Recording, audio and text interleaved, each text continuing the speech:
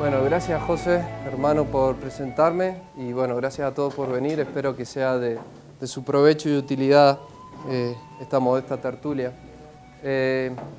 Como ya sabe el José y mi secretaria Clarita, voy a estar con el tiempo muy jugado, puesto que bueno, ha sido tan grande la peregrinación, he vivido tantas cosas que me ha costado muchísimo sintetizar lo más importante. Así que yo espero que me tengan paciencia y bueno, y durante 2 horas voy a estar hablando yo sin imágenes, porque luego de estas 2 horitas, que quédense tranquilos que va a pasar rápido, espero que pase rápido, si no ya sabe la Clarita que me va a hacer así de redondear. Pero bueno, después de eso va a haber un video que me lo hizo un amigo de Bolonia, don Andrea, ya les hablaré de él, que está muy bien hecho y también va a durar como 40 minutos, pero ahí ya comiendo empanadas y más distendido el ambiente. No va a haber espacio para las preguntas por el mismo tema del tiempo. ¿Y qué otra aclaración más? Y esa nomás. El enfoque que le voy a dar a la peregrinación va a ser religiosa. Es decir, puedo encararlo desde distintos puntos de vista de esta peregrinación, la que me parece más provechosa a todos y además por ser digamos, con el sentido con el que yo viví este viaje, con el espíritu, es el enfoque religioso. Eso voy a contarlo, los hitos más importantes, los acontecimientos más importantes desde el punto de vista religioso. Así que, bueno, no voy a poder contar aventuras que también han sido muy graciosas y fabulosas, pero me voy a detener en lo religioso. Dicho esto, esta aclaración, entramos de lleno a los relatos. Al principio vale decir el porqué de mi viaje, que bueno, algo les dijo el José, fue por una búsqueda vocacional, algunos sabrán, otros no, pero estaba con muchas dudas vocacionales antes de irme a Europa, así que bueno, hablando con el padre Diego, vimos la posibilidad de viajar lejos de mi hogar, de mi ambiente, para hacer una experiencia de vida fuerte, una experiencia de vida de mundo, trabajando, manteniéndome solo, teniendo relaciones sociales, etc. Y luego una experiencia monástica, pasando por diferentes monasterios para poner en la balanza bien, bueno, qué era lo que el Señor quería de mí, dónde mi corazón se sentía a gusto, en fin, para descubrir la voluntad del Señor. Así que, bueno, eso me interesa que lo sepan porque se va a entender bien todas las cosas que me sucedieron luego. Dicha la previa del viaje, el porqué, bueno, tienen que saber también que bueno, en esto ha jugado un rol muy importante mi padre espiritual, Diego, que bueno, me ayudó mucho, pero más que nada en los inicios. No se crean que siempre estuvo encima mío. Parte de la idea también era arreglármela solo, yo en Europa y demás. Pero bueno, sin embargo, en la preparación sí que ahí le metimos duro para bueno, darle forma y que al final no sea un vagabundeo por el mundo, no sea un trotamundo, sino verdaderamente un peregrino. Así que me mandó una carta que era más o menos mi brújula, yo esa carta la tenía que tener siempre a mano, supuestamente, y ahí me pone varios consejos muy atinados que verdaderamente me sirvieron a lo largo de todo el viaje. Pues por ejemplo en el punto 1 nomás decía que todos los días yo me tenía que levantar y preguntarme qué estaba haciendo, a qué viajaba, y que viajaba precisamente a eso, a buscar la cara de Dios, a buscar su voluntad, su luz. ¿Y por qué bajo la modalidad de peregrino? Bueno, porque mi padre es Abraham, porque estoy huyendo de Egipto, bueno, esa parte un poco poética, pero en fin, todos tenemos digamos, esta condición de peregrinaje, por eso lo hice en esta modalidad de peregrino. Bueno, dicho la previa, y tienen que saber que el tema está resuelto, porque si no, igual ya voy a llegar a esa parte, pero ya descubrí el llamado del Señor a la vida consagrada. Pero bueno, ya llegaremos ahí cuando llegue a la cartuja, si es que llegamos. Antes de empezar en los puntos importantes que me interesa tocar, hay cosas que no les puedo dejar de decir, digamos, que tienen su importancia, pero bueno, no han sido los puntos cruciales del viaje. Pero insisto, me parece interesante que lo sepan, que es sobre todo en la última etapa. Yo dejé al final España, dejé lo mejor para el final, y ahí en España, bueno, estuve con los Poli, con la familia Polichino, muy querida entre nosotros, y que bueno, nada, que sepan que ellos están muy bien, realmente muy fieles a los principios, a los altos ideales, una familia muy unida, de un gran ejemplo de vida todos, y por supuesto todos muy patriotas, o sea, siguen manteniendo el folclore entre ellos y tienen muchas ganas de venir, o sea, anhelan todo el tiempo volver. Eso me gustaría decirles sobre los poli, y que los tienen siempre presentes ellos en las oraciones. Después, por otro lado, estuve con Natalia San Martín Fenolera, la autora de La Señorita Prim, y bueno, también tuvimos 2 citas con ellas, tuve 2 citas con ella. La primera fue mano a mano, digamos, ella me invitó a comer y bueno, hablé más que nada yo porque estaba fascinada con mi peregrinación, o sea, no pude yo sacarle un poco de palabras a ella. Pero bueno, es una mujer sensacional, muy lúcida, muy simpática, que bueno, Dios mediante la van a conocer pronto, en unos meses que vienen. Y después en la segunda cita ya fue ella con el hermano Miguel, el autor de este blog de libros Padres e Hijos, que trata muy bien el tema de la educación de los niños.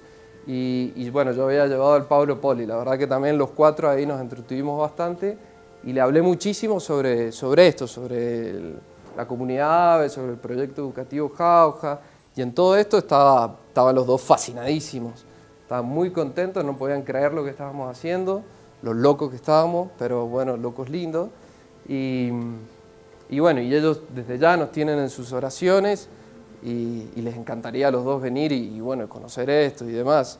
Allá ellos están muy solos, como están solos los poli, porque España, hay que decirlo, está deshecha desde cualquier punto de vista. Por eso es que, bueno, tienen un desamparo ahí muy grande. Así que eso, estuve con Natalia. Luego, bueno, santuarios que conocí, que también quizás el día de mañana, si alguno mariano le interesa ir a los grandes santuarios de Europa, como ser Lourdes, Fátima o Częstochowa en Polonia, los 3 verdaderamente muy increíble el espíritu que se vive. A mí particularmente me gustó más Fátima, que no es tan bello, la geografía, digamos, pero bueno, se vivía un espíritu más de recogimiento, se podía orar mejor, porque bueno, Lourdes lógicamente es algo enorme, van miles, millones de peregrinos, y Częstochowa, bueno, no tanto, más que nada van los de los pueblos eslavos, pero sí lo lindo de Częstochowa, bueno, es el lugar, Polonia, que es la nación más cristiana en este momento en Europa, pero por lejos, o sea, según ya les hablaré, o no, o se los digo ahora, me hice amigo de un polaco en Oxford que me invitó ahí a Polonia y me presentó toda esta Polonia que les hablo, tan cristiana, y según él, medio agrandado, decía, somos el bastión del cristianismo acá en Europa. Pero bueno, yo creo que sí, que verdaderamente en comparación con el resto de los países europeos, los polacos son muy cristianos, o sea, la fe ahí los ha salvado de no desaparecer del mapa prácticamente. Así que, bueno, excelente Polonia. Luego, lo último, la romería y Roma. Yo en febrero, como ya había descubierto el tema de la vocación, quise dar acción de gracias a Dios de una forma sentida. Mi idea era ir a Roma, luego ir a Jerusalén y por último a Santiago. Pero bueno, al final no fui a Santiago, hubo un cambio ahí con el Monte Athos, que ya llegaremos, pero sí a Roma y a Jerusalén. La romería lo cuento ahora porque ya hablaré de Tierra Santa y del Athos. Fue como una peregrinación dentro de la gran peregrinación. Fue como que lo quise vivir más intensamente a esa romería en Italia, todo el mes de febrero, y bueno, entonces fui mendigando, iba haciendo autostop, que le llaman allá, que es hacer dedo, o ir caminando, pidiendo alojamientos en Cáritas o en las casas de los párrocos, no sé, yo llegaba y bueno, chaporreaba un poco italiano, gracias a Dios lo aprendí un poquito rápido. Y bueno, ahí nomás le decía a la gente del pueblo, ¿dónde vive el cura párroco o dónde está Cáritas? Y iba ahí y bueno, siempre me dieron alojamiento, son muy hospitalarios los tanos, o bueno, los europeos en general. Y siempre me dieron de comer, así que bueno, esa romería también está plegada de aventuras y anécdotas. Lo que tienen que saber es que dentro de esta romería conocí a un cura boloñés, al canónigo de la Catedral de Boloña. Es un nombre importante en la Iglesia de Italia porque Bolonia es importante. Y este cura, cuando lo conocí, digamos que cambió un poco el resto de mi viaje, lo que quedaba. Porque realmente, bueno, nos hicimos muy amigos, como un cura del palo, digamos. Fue gracioso porque me invitó a cenar y bueno, preguntas van, preguntas vienen, nos íbamos tanteando a ver cuál era el criterio de ambos. Y bueno, terminamos viendo que éramos el uno para el otro, o sea, que teníamos una comunión muy, muy fuerte, lo cual no me había pasado en el resto del viaje. O sea, todo el resto, por supuesto, muy, muy buena gente, buenos curas, pero bueno, nada que ver. Es más, como era argentino, ahí nomás, uy, entonces sos amigo del Papa, qué bueno, lo vas a ir a ver a Roma. Pero bueno, en cambio vi que tiró un comentario así medio crítico y demás, y ahí empezamos a conversar y bueno, resultó ser un cura verdaderamente tradicional, amante de la liturgia, amante del mundo ortodoxo, mucha riqueza este cura, que si Dios quiere va a venir pronto también. Y bueno, llegué a Roma, y en Roma también lo que más me llevo, lo más me impactó es una experiencia de iglesia. En verdad, al irme ya de Mendoza, uno se da cuenta que Mendoza es, bueno, es muy pequeña, verdaderamente es insignificante en la vasta madre iglesia. Como que la iglesia, bueno, no se reduce, qué sé yo, entre otras cosas, entre conservadores y progresismo, es decir, es un mundo muy, muy amplio, de muchas realidades, muchas corrientes, muchos pensamientos, pero al mismo tiempo se vive una unidad muy, muy paradojal.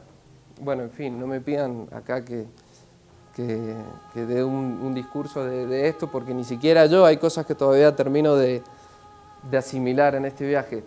Pero era así, uno veía la diversidad en Roma impresionante de la iglesia, bueno, mucho más en Jerusalén en realidad, pero al mismo tiempo veía una unidad así muy, muy patente, o sea, veía el Espíritu todavía, el Espíritu Santo soplando. Y lo interesante ahí, por supuesto, el que va a Roma, se me secó la boca. El que va a Roma, por supuesto que uno va en primer lugar a las tumbas de San Pedro y San Pablo, desde siempre fue así. En verdad, la peregrinación más importante que había en la cristiandad desde siempre fue al Santo Sepulcro en Jerusalén, pero luego seguía las tumbas de San Pedro y San Pablo en Roma. Y después se agregó la del apóstol Santiago, en España, que hoy por hoy es la más importante del Camino de Santiago, pero bueno, muchos sabrán acá que está bastante distorsionado ya el espíritu de ese camino. En Roma cada vez van desapareciendo más las peregrinaciones, desafortunadamente, y en Jerusalén se mantienen, aunque bueno, se mantienen con un espíritu no tan de pobreza, de ir caminando desde Europa, sino, bueno, lo digo de mi experiencia, es tomarse un avión y, bueno, tenés una serie de comodidades que antes no existían, antes lo vivían en serio las peregrinaciones. Y estando en Roma, este cura, claro, nos encariñamos tanto que me fue a visitar luego a Roma. Y gracias a este cura, si no hubiese sido imposible de otra manera, pude ir a ver los huesitos de San Pedro. Es decir, está la tumba de San Pedro y para ver los huesos hay que hacer como un tour muy, muy inaccesible, digamos, para el común de la gente, tenés que tener contacto y llegás hasta, o sea, termina este tour debajo de la iglesia de San Pedro con un huequito donde se alcanzan a ver los huesos. Bueno, esas cosas, nada, uno lo sobrecoge, realmente es muy conmovedor. Reverberan miles de pasajes evangélicos sobre la persona tan extraordinaria de Pedro. Y bueno, uno ahí podía ver en vivo, en directo, los huesos de San Pedro. Eso es muy conmovedor. Luego tuvimos misa ahí mismo, hay una capillita detrás, la Clementina se llama, justo detrás de la tumba de San Pedro. Y después, bueno, tuvimos misa en la tumba de San Pablo, que está en una de las basílicas papales, en San Pablo Extramuros, y eso también fue conmovedor. Luego fuimos a las Tres Fuentes, a la iglesia de las Tres Fuentes, donde decapitaron a San Pablo, también interesante. Y lo último, que también yo creo que es lo que más me conmovió de Roma, no me detengo en Roma porque sé que varios la conocen, o al menos es más accesible para todos ir a Roma, pero tuve misa en las catacumbas de San Calixto, este cura, don Andrea, y yo también, que si no hubiera ido con el cura hubiera sido imposible, pero celebramos misa los dos juntos ahí, una misa bien solemne, la misa de mártires, y bueno, eso también te conmueve las entrañas, porque bueno, la misma sabiduría de la liturgia, de la misa de los mártires, ahí nomás te pone en contacto de los mártires que estuvieron ahí metidos en las catacumbas, con el miedo de que los romanos estaban afuera y que si salían, lo mataban. Bueno, eso fue también muy conmovedor. Dicho esto, pasamos a los monasterios. Como les dije, yo estuve en 4 monasterios. Hay 3 que voy a contarle brevísimas cosas. El primero, que todos los contactos los hice ya estando en Oxford, es uno que está en Escocia.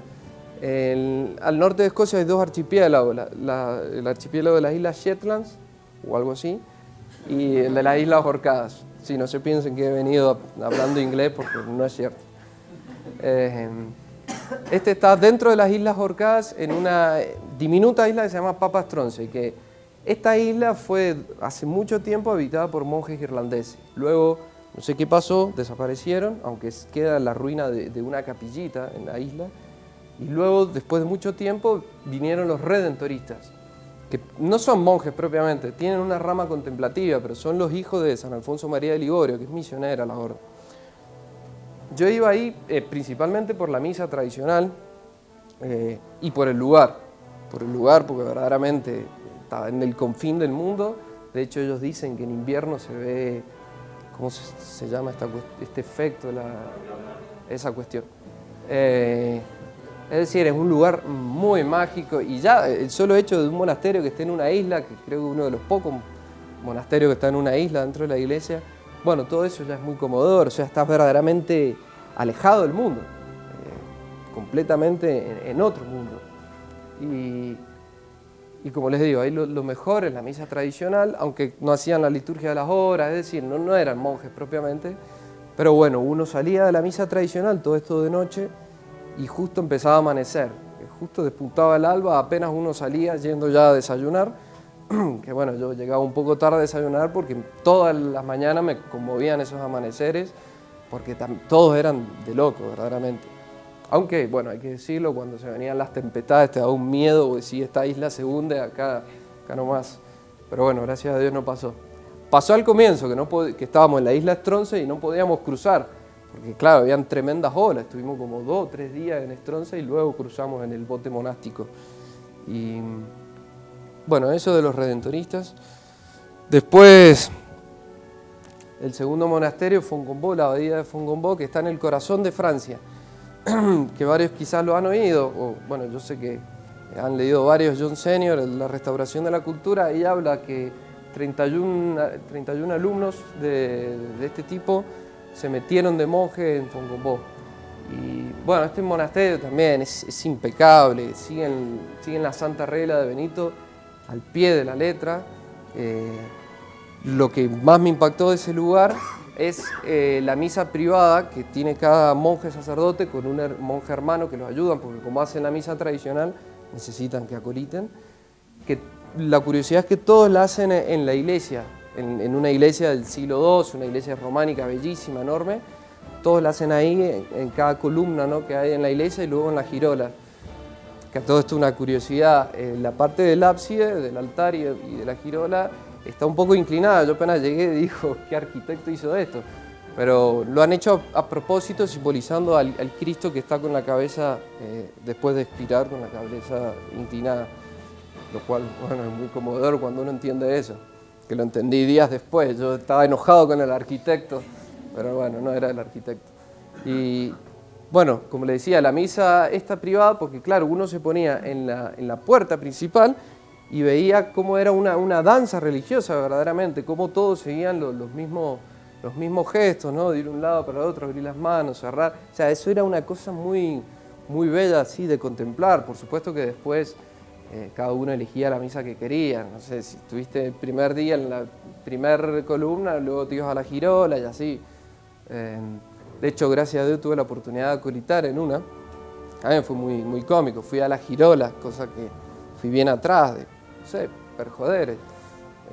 Y claro, me metí ahí y estaba yo para rezar, participar de la misa, y viene un monje y me dice acolitar, así. Y yo le digo, bueno, no sé. Y claro, bueno, ahí bien rápido tuve que acolitar, estaba la verdad un poco nervioso. Y hacía un frío además impresionante. Pero bueno, lo lindo es como salen todos desde la sacristía, salen todos así en procesión, como les digo, cada monje sacerdote con el monje hermano, y luego vuelven todos. Entonces, o sea, es como un ejército. Y igual hay un orden, una prolijidad, bueno, para entrar, para guardar todos los ornamentos litúrgicos. Además, todo misa tradicional, es todo bellísimo ahí.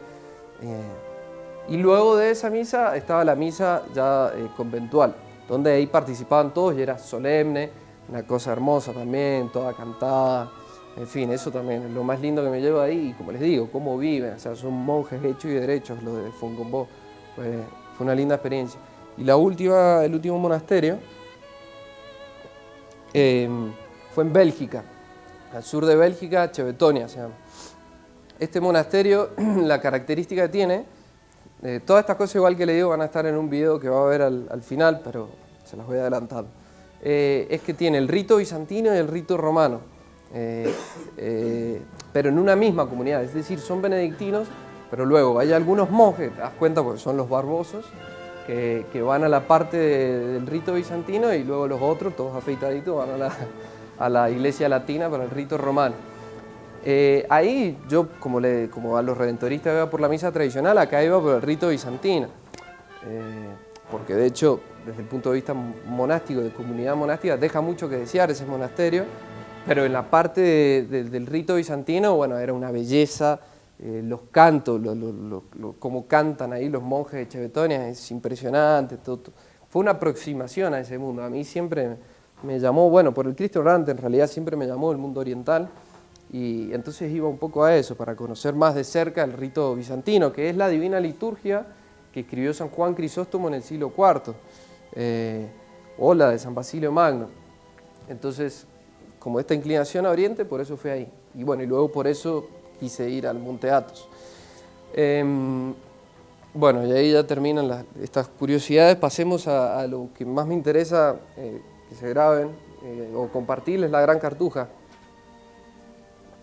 Bueno, ahí en la Gran Cartuja, sabrán, es casi inaccesible entrar, es decir, es muy difícil entrar, con muchos requisitos, mucha seriedad y mucha criba por parte de los cartujos. Luego ahí mismo me decía el prior del momento, que no es Marcelein, el que vieron hace poco, que publicó el monje Diego, del ex prior. Este es el actual prior Dismas. Tuve la posibilidad de hablar con él, un hombre de Dios, como todos ahí. Y me dice que acá piden entrar entre 100 y 150 personas y nosotros dejamos entrar a 3 nomás por año. 3, 4. Y de esos 3, 4, bueno, uno queda, si es que queda. Y yo había mandado un correo ahí sí que me preparé bien. Mandé un correo antes de salir y gracias a Dios me lo mandé en francés y en español. Y gracias a Dios me contestaron rápido en español, un buen español. Y bueno, me puso muchas trabas el monje, Fray Seráfico, que es el maestro de novicios, como diciendo, pero ¿para qué vas a venir acá si tenés una cartuja en Córdoba? Nosotros tenemos una cartuja acá en Córdoba, gracias al cielo. Y ¿por qué no? Yo igual había intentado ya muchos años atrás entrar ahí en Córdoba y me habían rebotado porque bueno, por la edad y entre otras cosas, pero luego la vida siguió y bueno, y después apareció esta oportunidad de Europa y dije, bueno, vamos a la Gran Cartuja. Me dice, ¿por qué querés venir acá? Además, sos muy joven, gracias. Sos joven, es como que no le cerraba por ningún lado a este monje, sin embargo me deja como una ventanita abierta diciendo, bueno, pero lo podemos considerar, eso sí, contestame el año que viene, así, al tiempo cartujano, nada de 2 semanitas, el año que viene, tenía que esperar un año para ver la decisión de... Así que pasó ese año nomás, y me cayó se cumplió el año en Oxford, y en Oxford le vuelvo a escribir, le digo, mire padre, las inquietudes siguen estando, yo deseo fervientemente hacer una experiencia ahí en la Cartuja. Y gracias a Dios me contestó rápido y me dijo, bueno, dale, vení, eso sí, tiene que ser un mes y tiene que ser en noviembre. Por supuesto, yo no iba a poner ningún tipo de condicionamiento, si me decía que sí, vamos para adelante, me organizaba todo en torno a eso. Y... así que bueno, ya desde ahí mi corazón saltaba de alegría, no podía creer que me había dicho que sí, y un mes, yo me esperaba, bueno, un par de días, una semanita, o un mes, mejor.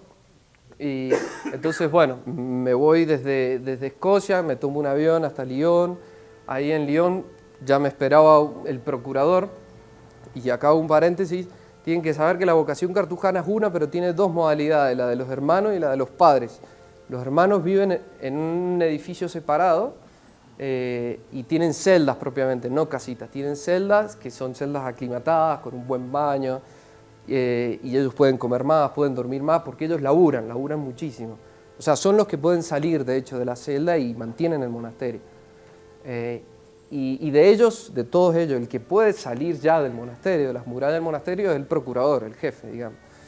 Y después, por otro lado, están los padres, que todos ellos ya viven en el claustro, donde están las casitas una al lado de la otra, que no podés ver nada igual. No hay una ventanita que te comunicas con el padre de al lado.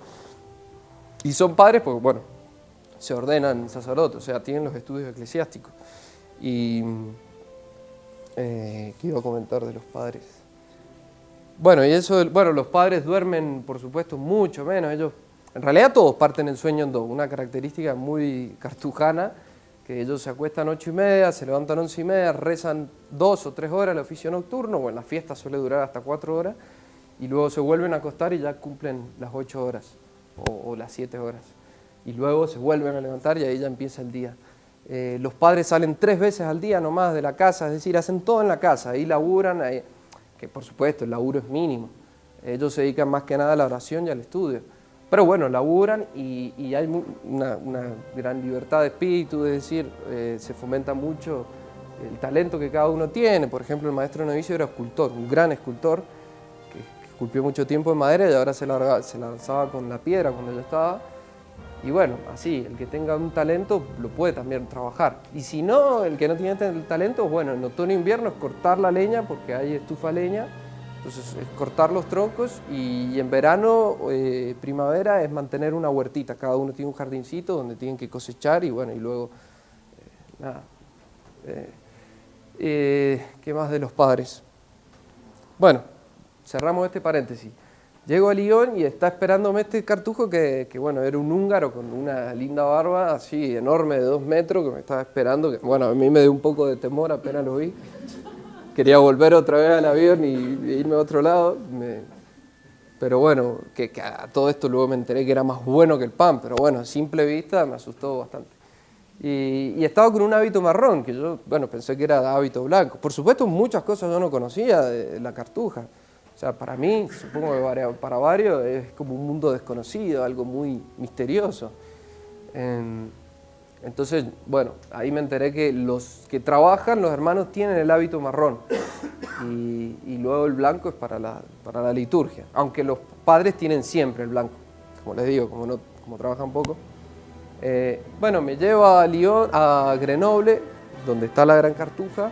Que bueno, ahí ya ve la locura de San Bruno hace 9 siglos atrás, dónde se metió. O sea, era súper difícil entrar a la Chartreuse propiamente, se llama el lugar. Es decir, unos cerros empinadísimos y luego desembocaba en un abismo, que bueno, hoy por hoy sí hay una ruta que va bordeando ahí los cerros, pero es muy inaccesible entrar a la Chartreuse. Y bueno, fuimos hablando porque el viaje duró como 2 horas y media, pobre, yo no sabía que quedaba tan lejos el aeropuerto, nos hice ir hasta allá, los cartujos. Y muy, muy buena onda, o sea, ya entré a ver ahí la humanidad que hay en los cartujos. Que bueno, esto lo digo ahora, uno pensaría que los cartujos son ángeles, viven en el aire, porque están todo el tiempo en oración, en éxtasis. Pero no, son muy, muy humanos realmente, gente muy simpática, gente que se sabe reír, tiene sentido del humor. Y nada, son un par tuyo. De hecho, yo en el primer correo, medio que utilicé un lenguaje ahí medio refinado y les dije, no, quiero conocer a los inmensos hijos de San Bruno o a los enormes monjes de la Gran Cartuja. Me dicen, no, acá no somos ni inmensos ni enormes. Acá somos hombres pecadores como todos, somos muy frágiles y venimos acá a buscar la misericordia de Dios porque nos sentimos frágiles, enfermos y somos miserables, así. O sea, ella fue bueno, presta atención a dónde estás viniendo, a dónde vas a venir, ¿no? Mucha humildad, digamos. Y entonces, bueno, llego, ahí nomás me presenta el ángel guardián.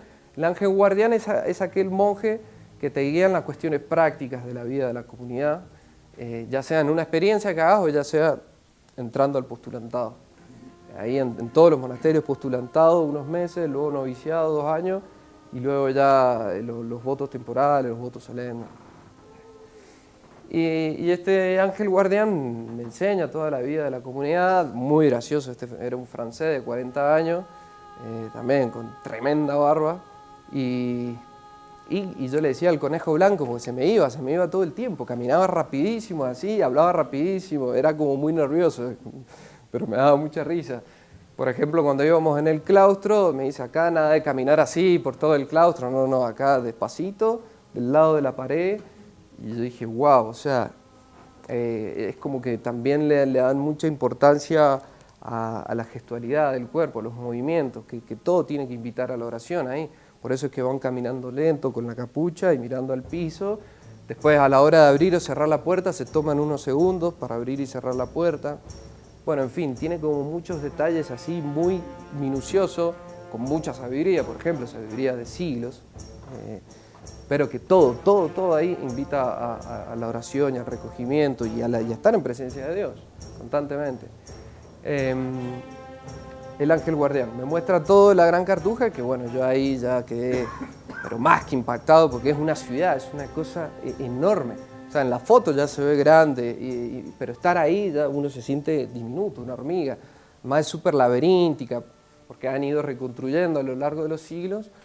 Y bueno, ya es dificilísimo, por ejemplo, llegar desde mi celda, donde estaba al principio, hasta la iglesia. Nos demoraba como 10 minutos, escalerita acá, escalerita allá. Todo antiguo, de piedra y de madera, un olor muy rico. Y bueno, todo con mucha sobriedad, todo muy austero, pero con mucha belleza al mismo tiempo. Luego este ángel guardián me presenta finalmente al hombre que me había comunicado por correo, que era el padre Seráfico, que resultó ser de Costa Rica, un tico, como le llaman, cosa que nunca me hubiera imaginado en mi vida, pero bueno, era de Costa Rica, papi. Pero no, igual no tenía pinta de tico. Parecía más bien un suizo, ojos celestes así, tez blanca, buena postura, compostura. Y este hombre, bueno, hablaba con mucha gravedad, así, muy lento, y bueno, mucha sabiduría. Él me acompañó, era mi guía, ¿no? Me acompañó en este mes, tuvimos varias entrevistas, y bueno, la verdad, un hombre de Dios, sabio, además artista, como les decía antes. Y este padre Seráfico, entre otras cosas, me dice, yo sé que acá la vida es exigente, ¿no? Entre las entrevistas que teníamos, pero bueno, yo soy profundamente feliz acá. Y lo que tienen los cartujos es que las palabras que utilizan no son tan así rimbombantes, pero sí están todas cargadísimas de sentido, están todas así preñadas con una fuerza que verdaderamente adentro te invade el corazón. Y me decía, acá somos profundamente felices, acá. Vos acá me llevas a Costa Rica y yo me muero. O me vuelvo loco y me meten en un manicomio. Yo acá soy feliz y, bueno, me dijo otras cosas muy bellas. Esa me marcó mucho, por eso la cuento. Después estuve con José Luis, que es el único argentino que está en la Gran Cartuja, que es de San Rafael. O sea, hay un mendocino ahí, haciendo presencia en la Gran Cartuja, que siempre fue finquero él, trabajó en la finca y él decidió de hecho entrar en el seminario de San Rafael. Luego por la providencia terminó en la Gran Cartuja y también muy gracioso este José Luis, también súper nervioso, así, hablaba rápido, medio en castellano, pero se le metían ahí palabras en francés y empezaba a hablar en francés, le digo, para volver al castellano. Pero este José Luis también, las cosas, las lecciones que me dio de vida cristiana, de amor, de cómo rezar, de cómo viven la vida ahí, bueno, cosas muy edificantes, pero José Luis, un poco a diferencia del padre Seráfico, también me contó que como es una comunidad y como toda comunidad hay problemas, digamos, hay rencillas, que no es un paraíso, o sea, sí por un lado, pero por otro lado, bueno, son seres humanos y tienen imperfecciones. Dice, no te creas acá, hermanito, siempre me trataban como hermano o hermanito, con un tono muy cálido. Y no te creas, hermanito, acá que todos somos felices acá, porque yo se lo manifesté, fue un sincericidio. Le dije, me envía, no puede ser que seas tan feliz, con una sonrisa de oreja a oreja. Le digo, ¿cómo vivís la fe? ¿Cómo te encanta ser cartujo? Pero bueno, me dice, sí, igual no te creas acá, sobre todo los más viejitos, un poco por la formación o por las guías que han tenido, no terminan en una rutina, ¿no? Que, ojo, nos puede pasar a todos, terminan cayendo en una rutina, en una mecánica de hacer todos los días lo mismo, porque es todos los días lo mismo para siempre, y bueno, y terminan un poco infelices. O sea, y se les nota un poco en el rostro, se les nota en el semblante. Pero bueno, me decía que era un poco la excepción. Me decía que acá la mayoría sí, somos como nos ves, a mí o a Padre Seráfico, sonriendo todo el tiempo, alegría, mucha paz. Bueno, ese fue José Luis. Otro que me conmovió mucho es Jean Paul, un joven de 23 años que él hizo una experiencia justo como yo, a los 20, y además la hizo en pleno invierno, en febrero. A mí me aceptaron de suerte porque dicen que no es bueno, es tan crudo que el invierno que salen todos espantados. Yo como insistí, me dejó ahí casi empezando el invierno. Y este Jean Paul lo hizo en invierno de una, con todo nevado. Yo llegué apenas y estaba todo nevado, luego bueno, hubo un gran sol y se derritió todo. Y este Jean Paul también, o sea, fue muy conmovedor porque ahora tenía 23 años, el chico hizo la experiencia, le encantó, pero continuo, le dice Fray Seráfico, hace una experiencia apostólica, hace una experiencia de misión. Entonces bueno, el chico estuvo como 2 años en Madagascar o en no sé dónde, ahí trabajando con los indios, yo qué sé, pero bueno, luego volvió, definitivamente tenía una vocación muy marcada. Y el joven, bueno, por supuesto, es la alegría, o sea, el más joven de la Gran Cartuja, es la alegría, la felicidad de todo el monasterio, ahí se cargaban todos entre todos, tienen un día a la semana de recreación, los lunes, donde salen todos a caminar, y salen, o sea, no, porque si no se chiflan, salen todos a caminar, haya nieve, haya trueno, haya relámpago, ellos tienen que salir.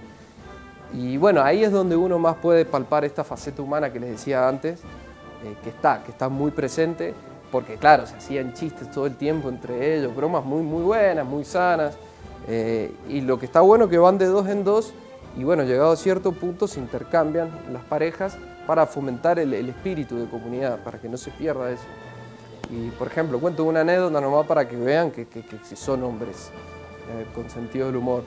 Yo iba caminando con el conejo blanco, que les hablaba más temprano, que me hacía reír mucho verdaderamente. Y en una parte iba un poco más arriba, como les digo, es muy difícil caminar por ahí, y más con la nieve, íbamos con la nieve, a mí me llegaba la nieve a las rodillas, sí, después, bueno, un frío, se me congelaban las patas. Y caminando ahí arriba, perdonen que sea gráfico, pero se tiran los mocos, hay que decirlo todo, pero para que vean, sí, bien humano, sí, hace así. Y yo estaba un poco más abajo y le digo, uy, todo esto en inglés, por supuesto, o en inglés medio cavernícola. Le digo, uy, hermano, tenga cuidado. Le digo, me da... y pobrecito, re malo, después me dio un poco de pena porque, como les digo, muy nervioso, así, y no sabía qué hacer, el hermano se puso súper nervioso, y así, no sé, hacía unas cosas muy graciosas y se baja unos metros, me dice, a ver, déjame verte, y sacó un pañuelo que tenía, ¿sí? Y yo le digo, no, mentira, hermano, cayó. Y me decía, eres muy inteligente, argentino malo, y me empuja y me entró a tirar nieve así. Se enojó y me entró a tirar nieve, a pegar así, no, eres muy malo, si estaba recaliente. Bueno, y de esas anécdotas miles, con el húngaro, que también le tomé mucho aprecio, con el húngaro hablando del Señor de los Anillos, de la Sociedad de los Poetas Muertos. Bueno, estas películas igual las había visto antes de entrar, porque no ven tele ahí. Pero sí reflexionando sobre la Sociedad de los Poetas Muertos, cómo termina, y muy gracioso, coincidíamos en cosas con un húngaro de la Gran Cartuja, o sea, impensable. Y bueno, todos así, con mucho sentido del humor, o cuando íbamos, por ejemplo, solamente con el noviciado, son muchísimos para ellos, pero bueno, son 4, ¿no? Porque bueno, hay, lamentablemente, bueno, como en todo el mundo monástico, no hay vocación, hay más en la Cartuja. Ahí lo que más me conmovió es el oficio nocturno que les decía antes, que ciertamente me costó muchísimo adaptarme a ese modo de vida. Imagínense que te partan el sueño en 2, era para mí que me desgarraba en el corazón. Pues, encima, con lo que me gusta dormir, bueno, se me hizo un poco complicado, pero bueno, les admito que una vez me quedé dormido nomás, después cumplí fielmente todo el mes. Pero iba con muchas ganas, porque es lo que me dice el cartujo seráfico. Me dice, acá vos nos sacás esto del oficio nocturno y nosotros los cartujos nos morimos. O sea, este es el centro de nuestra vida. Esta es la parte más mágica del día, ¿no? Nosotros vamos todos felices, esperamos las 12 de la noche para ir a rezar a la iglesia, en completa oscuridad, en completo silencio, solamente se ve la llamita del sagrario, con un frío pero demencial también. Yo iba con frazada, Claro, es que yo, por supuesto, no iba con ellos en el coro a cantar, sino a la tribuna arriba. Y bueno, yo iba con la frazada, si no me moría, era imposible. Por supuesto, escondía, si me llegaba a ver un cartujo me iba a dar vergüenza.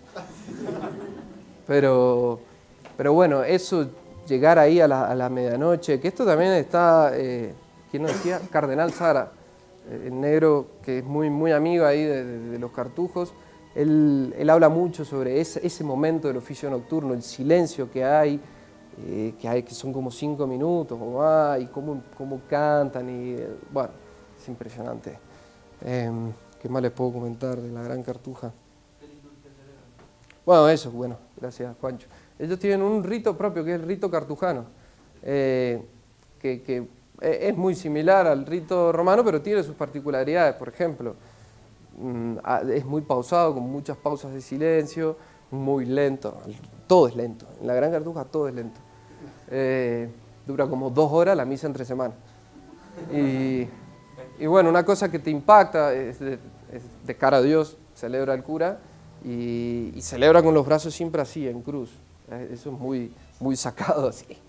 Y nada de así. Y después, bueno, después del Evangelio están como 10 minutos en silencio, después de leer la lectura del Evangelio. Después en la hora de la consagración todos se postran en el piso, se postran así uno al lado del otro. Y bueno, esas particularidades tiene, entre otras, es muy bello el rito cartujano. Y esto también, además de hacer la liturgia de las horas, el oficio divino que todos conocemos, ellos tienen otro oficio aparte que se llama el oficio de beata. Y eso también es impresionante, o sea, al principio vos decís, no voy a poder rezar todo esto, hay que rezar muchísimo, la liturgia de la hora, la liturgia a la Virgen María, pero bueno, luego te acostumbras y luego de hecho lo necesitas. Pero bueno, ellos son muy marianos, o sea, yo creo que son los seres más marianos que existen en la iglesia, imagínense, le dedican todo un oficio entero a la Virgen María, que es casi igual que la liturgia de las horas, varía un poco nomás, pero bueno, hay que hacerlo igual porque es a Nuestra Señora. Y eso también es muy conmovedor, el oficio de beata que siempre se hace antes de la liturgia. ¿Y qué más de la Gran Cartuja? Bueno, nada más, pues si no. Bueno, no, eso. Fue una experiencia, ahí descubrí la vocación. Bueno, ahí en eso sí no me voy a detener, pero la descubrí ahí mismo. Fue tan aplastante la experiencia de Dios que bueno, todo se dio con mucha naturalidad, mucha espontaneidad. Y bueno, nada, eso. Cuento la Gran Cartuja porque sé que bueno, no sé si van a poder alguna vez estar ahí adentro, pero es para que tengan en cuenta la importancia de los cartujos en la iglesia, es decir, ellos realmente interceden día y noche por nosotros, es su vocación, o sea, ofrendarse por nosotros los pecadores. Ellos se entregan completamente separados del mundo, no hay ni hospedería, las mujeres no pueden entrar, es decir, es muy salvaje, muy duro, es el sepultamiento total, es la muerte en vida. Por supuesto que luego ahí adentro resucitan ya también en vida, viven ellos como en el cielo, con mucha felicidad, pero tiene esto que no deja de ser impactante, la ofrenda pura y desinteresada. Entonces, para la gratitud que uno sale de ahí con los cartujos y con San Bruno es muy grande, muy grande. Bueno, dejamos los monasterios y pasamos al mundo oriental. ¿Están entretenidos? Si no, no me quiero demorar tanto. En el mundo oriental me refiero puntualmente a Estambul y el Monte Athos. Ahí en Estambul yo fui porque me invitó don Andrea, me pagó el pasaje y todo a Estambul a ver al patriarca de Constantinopla. Desde Bolonia él iba en una delegación por el obispo para invitarlo al patriarca a que vaya a Bolonia. Entonces, bueno, tuvimos una entrevista ahí con el patriarca, que yo estaba coladísimo, no sabía qué hacía ahí. Ni siquiera don Andrea, que supuestamente, nada, él tampoco, dice, no sé qué hago acá, entre medio de ortodoxos, así, un mundo muy diferente al nuestro. Pero bueno, él por supuesto estaba más ubicado, de hecho él sabe celebrar el rito bizantino y sabe muchas cosas del mundo oriental. A mí se me escapaban miles de cuestiones, no entendía nada, o sea, cómo se rige allá, las leyes, quiénes son los superiores, qué es, por ejemplo, una archimandrita, cosas así. Que a todo esto la archimandrita de Santa Sofía, que fue el templo más importante del Imperio Bizantino, la archimandrita de de esta iglesia, en esta catedral, es el padre Vissarion. Él nos fue a buscar y él nos hizo un tour, digamos, por ahí, por Estambul. Y él, pobre, ahí simplemente para que vean la tristeza que uno le tiene al ver eso, él va a Santa Sofía y tiene que pagar la entrada como todos. O sea, y supuestamente es su iglesia, supuestamente él es el rector o el canónigo, como quieran llamarlo. Y bueno, tiene que pagar porque está lleno de moros, ahí está tomado por moros, está todo tomado por moros. O sea, la iglesia ortodoxa ahí habrán 5.000 fieles, o sea, está a punto de desaparecer.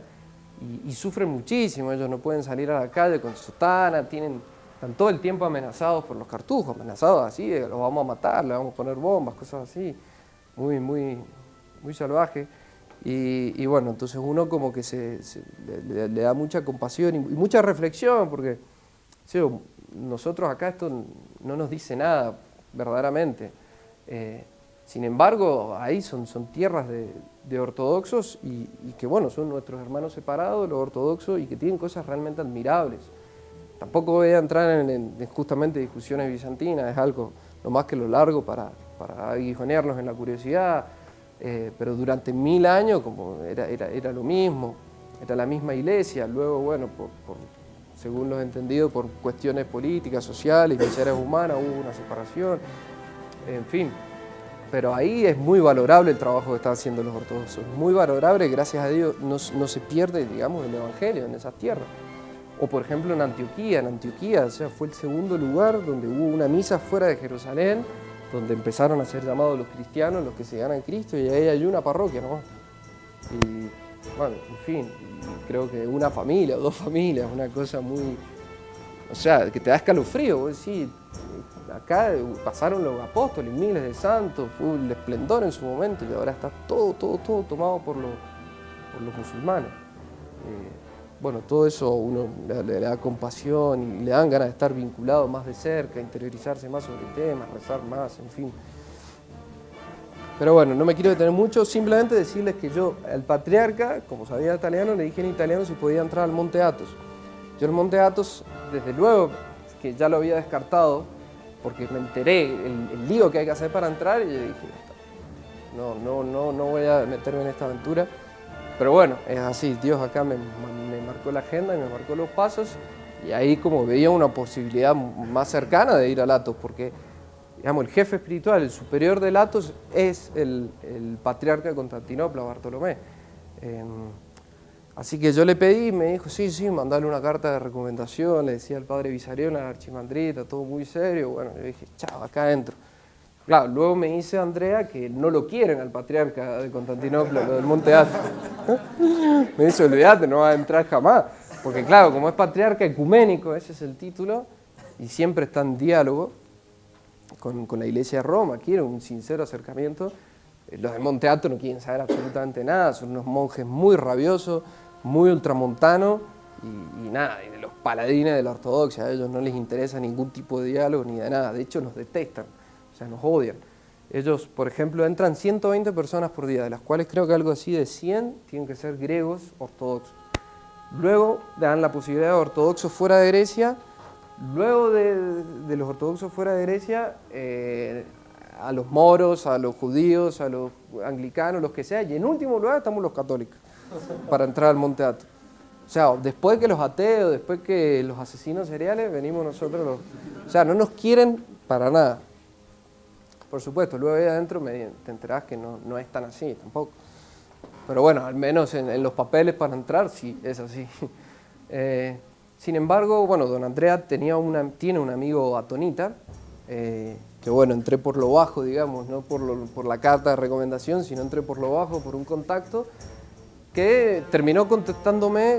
O sea, nosotros esperábamos una respuesta que no llegaba, y ya medio nos habíamos desilusionado, desanimado. Y yendo a Loreto, yendo de paseo a Loreto, a la casa de Nazaret de la Virgen, justo llegando responde este ortodoxo, no me acuerdo el nombre, y este ortodoxo dice, bueno, espero mañana a Pablo en Uranópolis. Ahí, bueno, ahora sí me detengo en la geografía del Monte Athos, está al norte de Grecia, está la ciudad paulina de Tesalónica, Y de ahí nace una península que se llama la Calcídica y se derivan 3 subpenínsulas más. Una de ellas es el Monte Athos, la más oriental. Y para entrar, no se puede entrar por auto, o sea, es inaccesible, hay que entrar sí o sí por ferry o por lancha. Y por supuesto hay 2 puertos en cada costa que va o a oriente o a occidente. Yo tenía que ir a Yerisos, a ese puerto. Entonces empezaba por un monasterio que estaba en la costa oriental. Me dice, bueno, mañana tiene que estar Pablo en Yerisos a las 7. Claro, nosotros nos pusimos recontra nerviosos. En realidad, más que nada, don Andrea se puso de los pelos. Y dice, volvamos. Y justo estábamos llegando a Loreto. Le digo, me estás cargando, está Loreto acá y vamos a volver otra vez a Bolonia. Porque claro, ¿qué pasa? Era el lunes y eran 11:30 de la mañana y había un solo vuelo a Tesalónica el lunes a las 3 de la tarde. Entonces estábamos con la hora pegada al trasero, diría un español. Entonces, bueno, ahí yo le digo, entremos por favor, entremos y conozcamos rápido Loreto. Entramos, conocimos rapidísimo Loreto y nos fuimos. Y después manejé yo de vuelta porque es lento para manejar. Así que, ¡fum! Como a 200 kilómetros, porque no, yo iba a ir, ya que se me daba la oportunidad, yo iba a ir a Latos, iba a ir como sea. Y te sigue, gracias a Dios, tenía el pasaporte, la Biblia y un abrigo, y nada más. Y eso era lo único que tenía. Y un rosarito que compramos en Loreto, que no tenía, digo, bueno, al menos algo, pero me había olvidado el Chotki.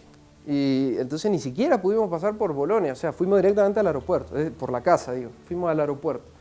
Llegamos al aeropuerto, pagamos, entro a la puerta de embarque, justo estaban cerrando ahí, me metí de una y sin saber cómo, ni cuándo, ni dónde, estaba volando al Monte Athos. Y, o sea, todo así, como les cuento, con mucha adrenalina. Llego a Tesalónica, bueno, ahí como me voy a tener que adelantar varias aventuras muy graciosas. Justo se me pasa un colectivo que me iba a llevar a Yerisos. Bueno, en fin, me sucedieron muchas cosas. El caso es que pude cumplir con lo que me pedía este ortodoxo. Estaba en Yerisos a las 7:30 de la mañana para pedir el permiso, porque hay que ir con un permiso que solamente te deja estar 4 días, uno no puede estar más, por mucho que chilla, no, son 4 días y se tienen que ir, porque van miles de peregrinos, o sea, está lleno de peregrinos en el Monte Athos, todo el tiempo. Para los ortodoxos, luego del Santo Sepulcro, viene el Monte Athos. Entonces, todo el tiempo entran peregrinos, salen, es medio caótico en ese sentido. Y bueno, llego y gracias a Dios estaba un tal Joseph o no sé cuánto que me iba a dar el permiso este, y ese permiso lo mostrás en el ferry antes de irte a la península. Bueno, lo muestro todo dentro y bueno, vamos, ya había pasado lo más difícil. Ahora hago un paréntesis. El Athos es una comunidad monástica fundada, una república monástica hoy por hoy, pero en su momento una comunidad monástica fundada por un emperador del siglo X. Exactamente en 963, el primer monasterio que se establece es Megisti Labra, o Gran Laura, que está justo en la punta de la península. Luego con el tiempo fueron agregándose monasterios, y hoy por hoy son 20 monasterios, todos antiquísimos, creo que el más joven tendrá 3 siglos, y son todos, bueno, una cosa enorme, como una ciudad, todos, ahora cada vez menos, pero antes tenían muchos monasterios, era algo bien grosso ahí en Oriente, es el corazón de la ortodoxia. Y después hay 2 esquitis, las esquitis son como comunidades monásticas, que son un poco diferentes a los monasterios tienen todas murallas, estos no, las esquitis son casitas unidas, y luego miles de ermitas por todos lados, que son difíciles de descubrir, por supuesto, los ermitaños están escondidos, pero por ahí veías de repente en la montaña una casita así, a un monje rezando con Bosquini. Y bueno, eso para que sepan qué es el Athos. Y por qué yo más que nada me interesaba ir al Athos. Por supuesto que había un motivo más hondo aún, que es la oración de Jesús, que bueno, sospecho que varios acá la conocen, que los padres del desierto en los primeros siglos, ellos empezaron con esta práctica, era repetir el nombre de Jesús todo el tiempo. Luego fue tomando sus formulitas, como Jesús ten piedad de mi pecador, Señor Jesucristo, Hijo del Dios vivo, ten piedad de mi pecador, en fin, varias fórmulas, pero bueno, empezó a ser tan importante que empezó a haber como una escuela espiritual, un desarrollo más profundo. Que eso también es algo encantador, uno dirá que es simple, repetir el nombre de Jesús, no tiene mucha mística, pero sí, tiene una gran mística y mucha cesis además. ¿Y dónde fue en Oriente donde más prendió esta oración? Precisamente en el Monte Athos. De hecho, en un momento se había perdido la práctica en todo Oriente, salvo en el Athos. O sea, los padres atonitas seguían todavía y cada vez metiéndole más cañas en este asunto, escribiendo más cosas, desarrollándola aún más. Entonces, bueno, la mayoría de la gente que va ahí es para eso, para aprender la oración de Jesús, para pedirle palabras de vida a los atonitas sobre la oración de Jesús. Tipo, bueno, los relatos del peregrino ruso, pero trasladado a Grecia. Es decir, allá se llama Chotki, el rosarito de lana, que es este, y ahí en Grecia con Boschini. Bueno, ya les voy a contar quién me lo regaló. Y entonces, bueno, yo arribo en esta lanchita que se llama Panaguía, la Toda Santa, a la Virgen María, y bueno, el primer monasterio es Batopedi, es el segundo más antiguo de ahí, también del siglo X, que es una ciudad, como les digo, un muro enorme, una cosa tremenda. De todo eso van a ver fotos y videos al final. Y yo, claro, estaba solísimo, no tenía ni a un lazarillo, no tenía nada, yo iba así, más pálpito que cálculo. Y de repente escucho a alguien que dijo, Batopedius, Batopedius, bueno, vamos ahí. O sea, yo seguía la regla de Vicente, ¿a dónde va la gente? Y yo vi que, claro, el barco me estaba quedando solo, dije, bueno, vamos, y salí antes de que se me vayan, porque los griegos te hablan en griego, no tienen ni problema de hacerte entender, nada, y son así, duros, y gritones, y todos los orientales son chiflados. Así que gracias a Dios me salí del barco y arribé a Batopedi. Este es el monasterio por hoy más grande del Monte Athos, son 130 monjes los que hay. O sea, imagínense, es verdaderamente un mundo, una movida muy grande, y es donde más reciben peregrinos, junto con el Gran Laura que les comentaba antes. Entonces cayeron como 100 peregrinos, y bueno, y sumando ya los 130 monjes, había mucha gente, mucha ajetreo.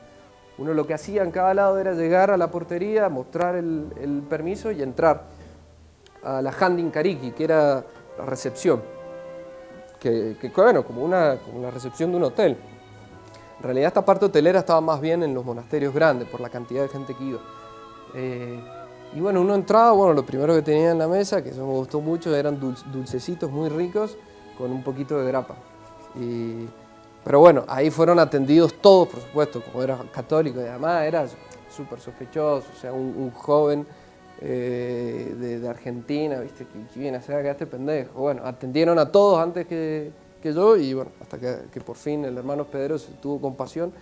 Y yo al principio me peleaba, porque yo quería estar una semana entera. Recuerden que había un vuelo por semana, entonces yo ya había sacado el pasaje de vuelta el lunes siguiente. O sea, ya desde el vamos no sabía muy bien qué iba a hacer con el tema del permiso, que duraba 4 días. Pero el caso es que yo le digo, voy a estar una semana acá. Y se me reía enfrente. Me dice, no, acá una noche, macho, y mañana te las tomás. Y digo, ¿cómo una noche? Y claro, es que yo no sabía qué es peregrinar al Athos. Claro, la gente que va ahí en realidad es para conocer la riqueza de cada monasterio. Entonces vos vas a un monasterio, dormís ahí y al otro día te vas a otro monasterio, caminando por los bosques y rezando la oración de Jesús. Yo pensé que era llegar ahí, instalarme y bueno, o a lo sumo desde ahí ir a conocer el monasterio. Pero bueno, al final negociamos en 2 noches. La secuencia así del día, el horario del día, ellos siguen el ritmo, el horario bizantino de antes. Entonces ellos primero se levantan a las 3, 4 de la mañana, rezan como 4 o 5 horas, un oficio nocturno y luego la divina liturgia, y luego de eso comen. Una cosa extraña. Muy fea la comida igual del Athos, feísima. En los otros monasterios de Occidente, una delicia. Ahí era desabrida, insulsa, una cosa, pero que era más para hacer sacrificio que otra cosa, comer. Y entonces, bueno, y después desde ahí todo tenías el día libre, o si querías laburar, laburabas. Y después a la tarde, vísperas, y luego de vísperas comían, y que ellos le dan mucha importancia al acto de comer en comunidad, es como una liturgia, es muy importante, por eso los refectorios son tan hermosos allá, tan hermosos, llenos de fresco por todos lados, ya van a ver unas fotos. Y esto me olvidé de decirlo, te discriminan mucho, por supuesto, como nos detestan, te discriminan. Entonces la iglesia, es muy diferente la estructura del monasterio de allá a los nuestros, no hay claustro, no existe todo eso. ahí es un desorden tremendo, por supuesto, todo dentro de la muralla, y lo importante es que la iglesia esté en el medio, punto. Y la iglesia, bueno, la parte central se llama Catolicón, donde está la cruz griega, y bueno, por ejemplo, ahí yo no podía entrar, o sea, yo me tenía que quedar en la primera galería, así, en la oscuridad, bien lejos, al lado de la puerta. De hecho, los pederos de Batopedia, era un milico, me controlaba todo el tiempo, una vez me echó, me vio, me veía, yo me hacía el huevón, me iba por otro lado, hasta que en una me dice, recuerda que no puedes estar en el Catolicón, tú eres católico. Bueno, perdón, y me iba. O sea, y después para comer también, no podía comer con los monjes en el refectorio, tenía que ir a un shop aparte ahí a comer, en unos banquitos medio tirados. Y bueno, entonces después, volviendo a cómo era el orden del día, luego de comer, ellos veneran las reliquias en la iglesia. Tienen que saber que en Monte Athos, bueno, es el lugar donde más reliquias tiene de santos en todo el mundo cristiano, incluso en Occidente. O sea, yo creo que compite con Roma. La cantidad de reliquias que hay ahí es increíble. A lo largo de la historia han terminado parando ahí. Por ejemplo, y los orientales veneran de una forma muy diferente las reliquias. O sea, le tienen un amor, lo viven de otra forma. Al venerar las reliquias, besarlas, acariciarlas, rezar, entran en contacto con los santos que están vivos. Le tienen mucha importancia. Y entonces, por ejemplo, ¿qué reliquias tan preciadas hay ahí? Está la faja que dicen que usaba la Virgen María y que cuando fue asunta al cielo se le cayó, o sea, sí, se cayó y la agarró un apóstol, no me acuerdo cuál, y no me pregunten cómo, pero terminó ahí en el Monte Athos. Entonces, bueno, ahí era creer o reventar. O sea, que ese problema no lo tienen muchos los ortodoxos, no son tan racionalistas de preguntar, bueno, ¿y esto de dónde viene? ¿Qué es? No, es la faja de la Virgen María, ¿la va a venerar o no? Sí, de cortita. Y punto, y sí. Entonces, bueno, yo ahí nomás así, haciendo la señal de la cruz, besando, por supuesto, y yo me emocionaba, por supuesto, a mí me encantaba, ¿viste? Imagínate. Y después muchas cosas, el brazo del protomártir San Esteban, el cráneo de no sé qué apóstol, miles de reliquias. Que el que presenta esas reliquias, hay todo un rito, ¿no? El que las presenta es el más anciano del monasterio. Por supuesto, un monje con una barba gigante, blanca, habla todo lento así, les va explicando en griego, yo no entendía nada, las reliquias. Gracias a Dios, bueno, una ventaja de este monasterio, el hospedero tenía sus cosas, pero también era bueno por un lado. Me mandó un monje también, un viejo de 70 años, para que me explique todo eso en inglés. Que este monje era un cisterciense, un monje cisterciense francés que se convierte a la ortodoxia. Y bueno, este monje, Constantinos, me dice que estoy venerando, me muestra toda la iglesia, y bueno, él fue el que me regaló este Composquini después al final. Después una aneddotilla más antes de avanzar. Al día siguiente, bueno, yo iba a venerar las reliquias de vuelta, como se hacía, pero de repente veo que tipo un padre Anatoly, de la película Ostrov, un viejo con cara de loco y barba, me dice, ¿has comido? O sea, todo me hablaba en griego en realidad. Me dice, imagínense, ¿has comido? Pero en griego, eso es lo que yo más o menos intuía. Me hacía así. Yo le digo, sí. Sin embargo, me dice, vení, que lo siga. Bueno, yo lo sigo, el monje este, camina rapidísimo también, y entra al refectorio. Yo digo, bueno, tendré que comer de vuelta esta comida que es asquerosa, pero bueno. Si no entiende, no me entiende, en inglés no me entiende. Y claro, cuando yo estaba distraído, veo, pum, me puso un delantal a trabajar. Así que, imagínense, hay que limpiar ahí los platos y levantar la mesa de 200 personas. Así que estuve trabajando durísimo, como 2 horas. Y me retaba todo el tiempo. Era gritón, me dice, no, y todo esto en griego. No, y pum, y hacía un ruido, era todo metálico ahí. Y se enojaba y tiraba todo y me llenaba de agua. Estaba verdaderamente muy loco este. Sin embargo, bueno, limpio todo, gracias a Dios, todo bien. Terminamos y le pedí una selfie al cura, claro. Entonces agarro y en realidad le pedí a otro monje una foto y ahí cambió de cara, porque él estaba así, serio, estaba re enojado. Después le digo una foto, sí, no entendía, y el otro le dice en griego, no sé cuánto en griego en la foto, y ahí, se puso re contento. Puso una sonrisa de oreja a oreja, claro, era creo el primer peregrino que le pidió una foto, o sea, que me había traído ese monje. Entonces ahí nomás me abrazo así, muy gracioso el monje, que creo que está la foto esa, muy gracioso. con los dos con el delantal negro ahí. Bueno, eso es una anécdotilla. Por último, después de Batopedi, hablo con le pido palabras de vida sobre oración y demás, y a el Geronda le llaman allá, es como Staret, Geronda es anciano, y son los maestros espirituales, así. Y Constantinos, primero me reta de arriba abajo, porque yo le dije que me iba a ir a un monasterio con un copto, que me había dicho amigo ahí. Y me dice, ¿pero no eres peregrino acaso? ¿No estás caminando solo en presencia de Dios, haciendo la oración de Jesús? ¿Cómo vas a ir con otra persona? Bueno, me empezó a retar porque yo iba a ir con otro, así, de dos en dos. Me dice, ¿eres peregrino o no eres peregrino? Entonces tenés que ir solo. Bueno, me retó de arriba abajo con un inglés medio francesado, una cosa extraña. Pero después se puso bueno, me dio las indicaciones a seguir, como estaba súper desorientado yo, y me regala finalmente el Combosquín. Después, bueno, yo, para ir resumiendo, luego de eso conocí una Skiti para ver la diferencia de la Skiti.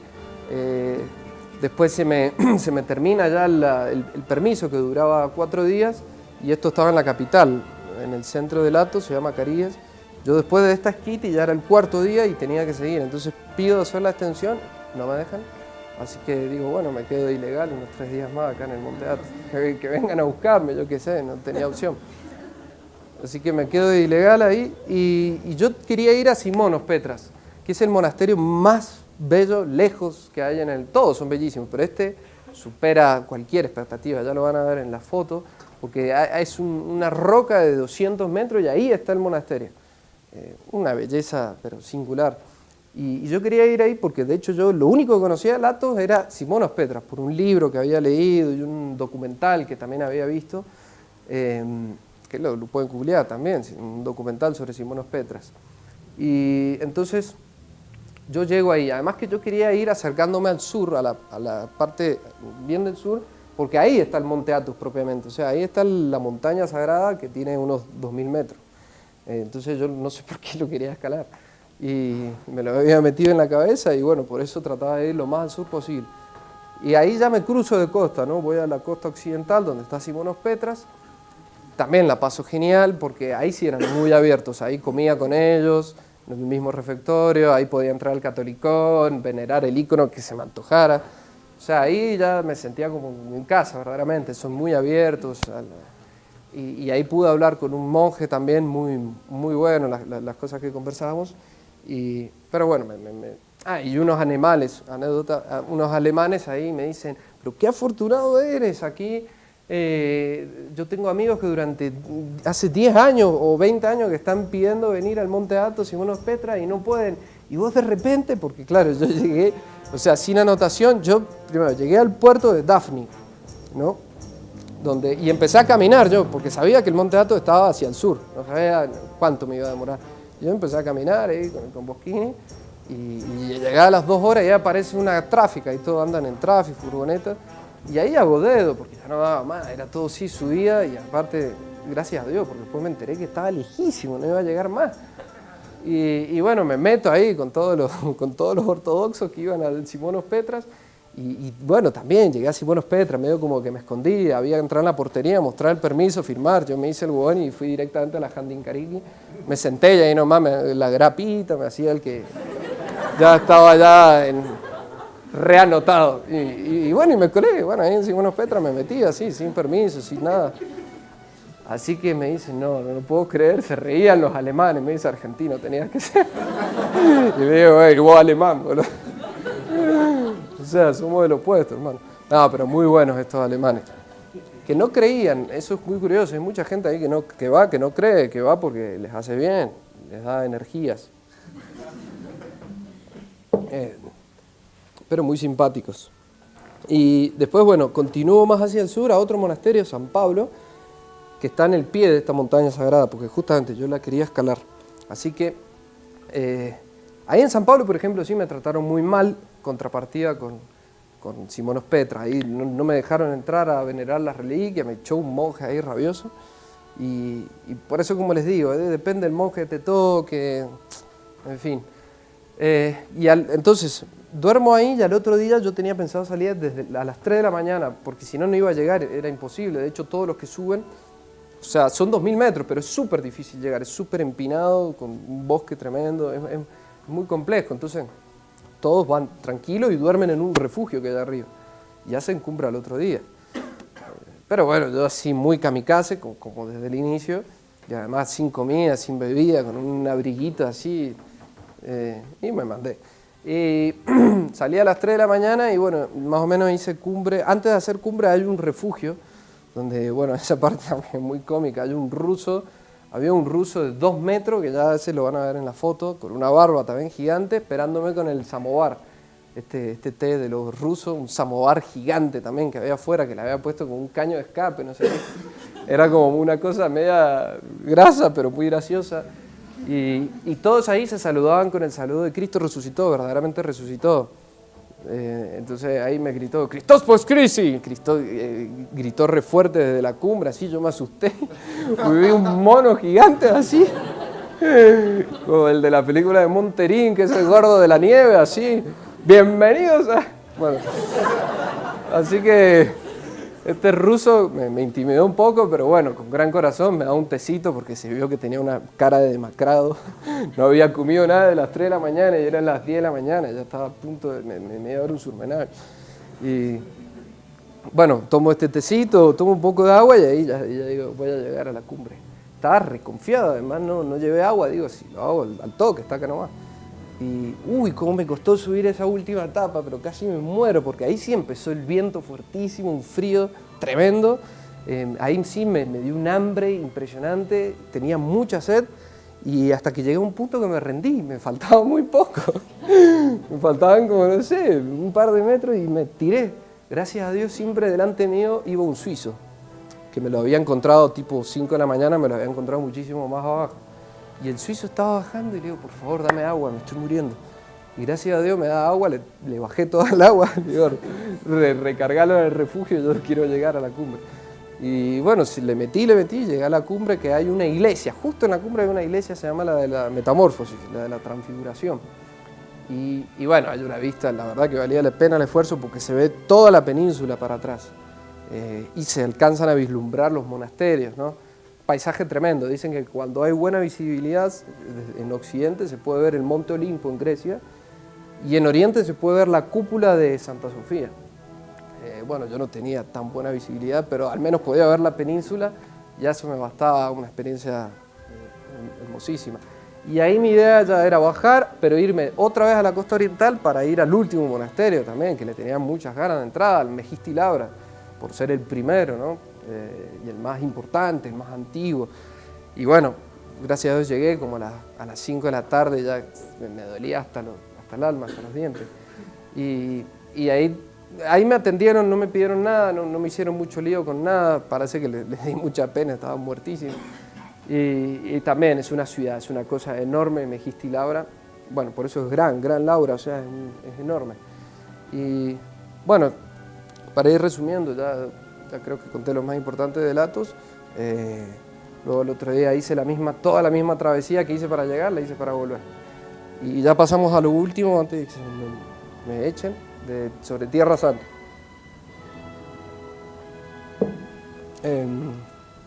Bueno, Tierra Santa, siendo fiel a mi modalidad kamikaze, yo no había averiguado absolutamente nada de Tierra Santa. O sea, cuando digo nada es nada, ni alojamiento, ni qué es Tierra Santa, ni por dónde tenía que ir, si había ido con guía o no, con grupos o no. No me compré guía, nada. Yo lo único que había hecho era sacarme el pasaje de ida y de vuelta, desde Roma. Y mi idea era estar un mes y una semana. Sí, tenía solamente una semana en Tafka, donde fue la multiplicación de los panes, con unos monjes benedictinos. Después el resto, bueno, como les digo, a las buenas de Dios. O sea, confiar en la providencia una vez más. Y entonces don Andrea, por supuesto, cuando le conté todo esto, claro, se me asustó de arriba a abajo. Dice, pero estás loco, estás demente, ¿cómo va a ir a ese lugar sin nada? Bueno, en fin, digo, bueno, yo qué sé, peregrino. Y entonces como que tomó mucha responsabilidad sobre mí y bueno, me ayudó bastante y se puso en contacto con frailes franciscanos, que los frailes solamente custodian los lugares santos, como ser el Santo Sepulcro, el pesebre, pero no quiere decir que estén solo los frailes en Tierra Santa, hay muchas órdenes más. o muchas comunidades religiosas más. Pero sí son los más grosos ahí, son de peso pesado. No voy a contar la historia de por qué los frailes tienen ese privilegio. Entonces, bueno, yo mando los correos a todos los que él me dijo, no me contestaba ninguno, se acercaba la hora de irme a Tierra Santa, hasta que un lunes yo me tenía que ir desde Roma, me contesta el domingo, el día anterior, me contesta un fraile nomás, y me dice, bueno, vení y vemos. Y yo digo, oye, mansos datos, me tiró. Vení y vemos. Ah, por supuesto, lo único que me dijo era cómo llegar al convento de San Salvador. El convento de San Salvador está en Jerusalén, la vieja, la ciudad amurallada, y es como el convento madre de todos los conventos franciscanos que hay en Tierra Santa. Bueno, Tierra Santa no está solamente en Israel, después está en la Transjordania, en el Líbano, en Egipto, hay conventos franciscanos. Bueno, yo me agarré de vení y vemos como si fuera la tabla de la salvación y dije, bueno, allá vamos y vemos. Y entonces llego a Tel Aviv, que bueno, imagínense la ignorancia, yo digo, bueno, el avión va a llegar ahí a Jerusalén, claro, como si está en las montañas de Judea, ¿cómo va a arribar un avión ahí? No es imposible, un aeropuerto. Era arribar a Tel Aviv, que está en la costa, que es una ciudad así muy moderna, muy fea. Y bueno, llego ahí a Tel Aviv y ya ahí, bueno, el primer impacto a todo esto fue un lío desde Roma, en el aeropuerto de Roma y de Tel Aviv. Me hicieron miles de controles, como le digo, era el hombre más sospechoso que iba a Tierra Santa desde hacía años. Iba solo, hacía no sé cuántos meses estaba en Europa dando vueltas. Era argentina, pero al mismo tiempo era italiano, porque fui con la ciudadanía italiana y tenía el pasaporte europeo. Y después, bueno, iba un mes, ¿a qué iba un mes? Y todo, bueno, una semanita nomás. Bueno, en fin, era muy sospechoso, por eso me hicieron controles de arriba abajo. Gracias a Dios pasé todos esos controles y estando ya en Tel Aviv, sigo las minimísimas indicaciones de este fraile de tomarme un charut, que es una furgonetita que te llevaba de Tel Aviv a Jerusalén. Por supuesto, ahí no sabía que tenían moneda propia, por ejemplo, una moneda israelí, cambié un par de billetes y bueno, me subo, bueno, habían miles de charut y ahí vi lo que son los comerciantes, los turcos, los árabes. Todos ahí venían a gritarte, vení con nosotros, no, yo te cobro menos, un lío, se peleaban entre ellos, todo un griterío, yo siempre lo digo, en realidad lo dicen los frailes, los árabes no hablan, gritan, o sea, y te pueden estar diciendo te quiero mucho, pero te están retando, o sea, te quiero mucho, así, es como, pobre, no pueden con su genio, y así que bueno, elijo cualquiera, digo, bueno, ¿cuál será el que me robe menos? Pero bueno, me mandé con uno. Y ahí ya apenas entras a esta Yarud, bueno, ahí ves lo que es el mundo de Jerusalén, así, multicultural, multiétnico, una cosa. Habían 2 judíos ortodoxos, todos con el uniforme bien de ortodoxo, con sus gorros, con sus tirabuzzones, que son las patillas con forma de tirabuzón, las filacterias, su trajecito, y siempre leyendo ahí la Biblia al revés, en hebreo.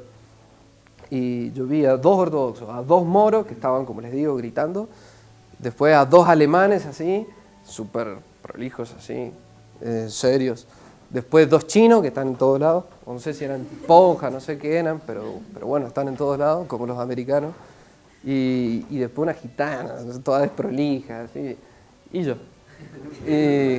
Y bueno, sale de Tel Aviv y ahí ya vi el día, apenas no dimos ni un par de metros, avanzamos, que ya había una cola que llegaba hasta Jerusalén. O sea, un viaje que se podía hacer en 1 hora, lo hicimos como en 5 horas, había un lío tremendo. Y llegamos a Jerusalén, que como les digo, como están las montañas judeas, desde el Tel Aviv empieza a Jerusalén. O sea, yo le dije, mirá, tengo que ir a Porta Nova, me han dicho, y se lo repetí miles de veces. Le digo, Porta Nova, no sabía que era Porta Nova. Pero confiaba en el moro, no sé por qué, pero confiaba.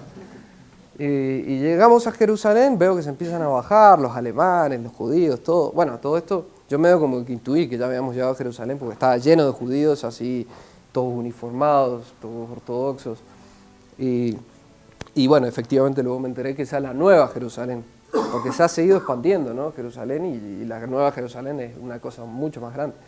Se bajan casi todos y quedaba yo y dije, no, chao, pésame Dios mío, acá este moro me mata o me secuestra, yo qué sé. Digo, por favor, ¿dónde está Porta Nova? Me está llevando este tipo por lugares que ni conozco. Bueno, gracias a Dios se baja y grita, ¡Porta Nova! Estaba yo ahí firme para irme ya de esa charut. Y bajo y no veo ninguna porta ni nada nuevo. Y lo único me dice, sí, vos metele por acá y te vas a topar con el Porta Nova. Sí.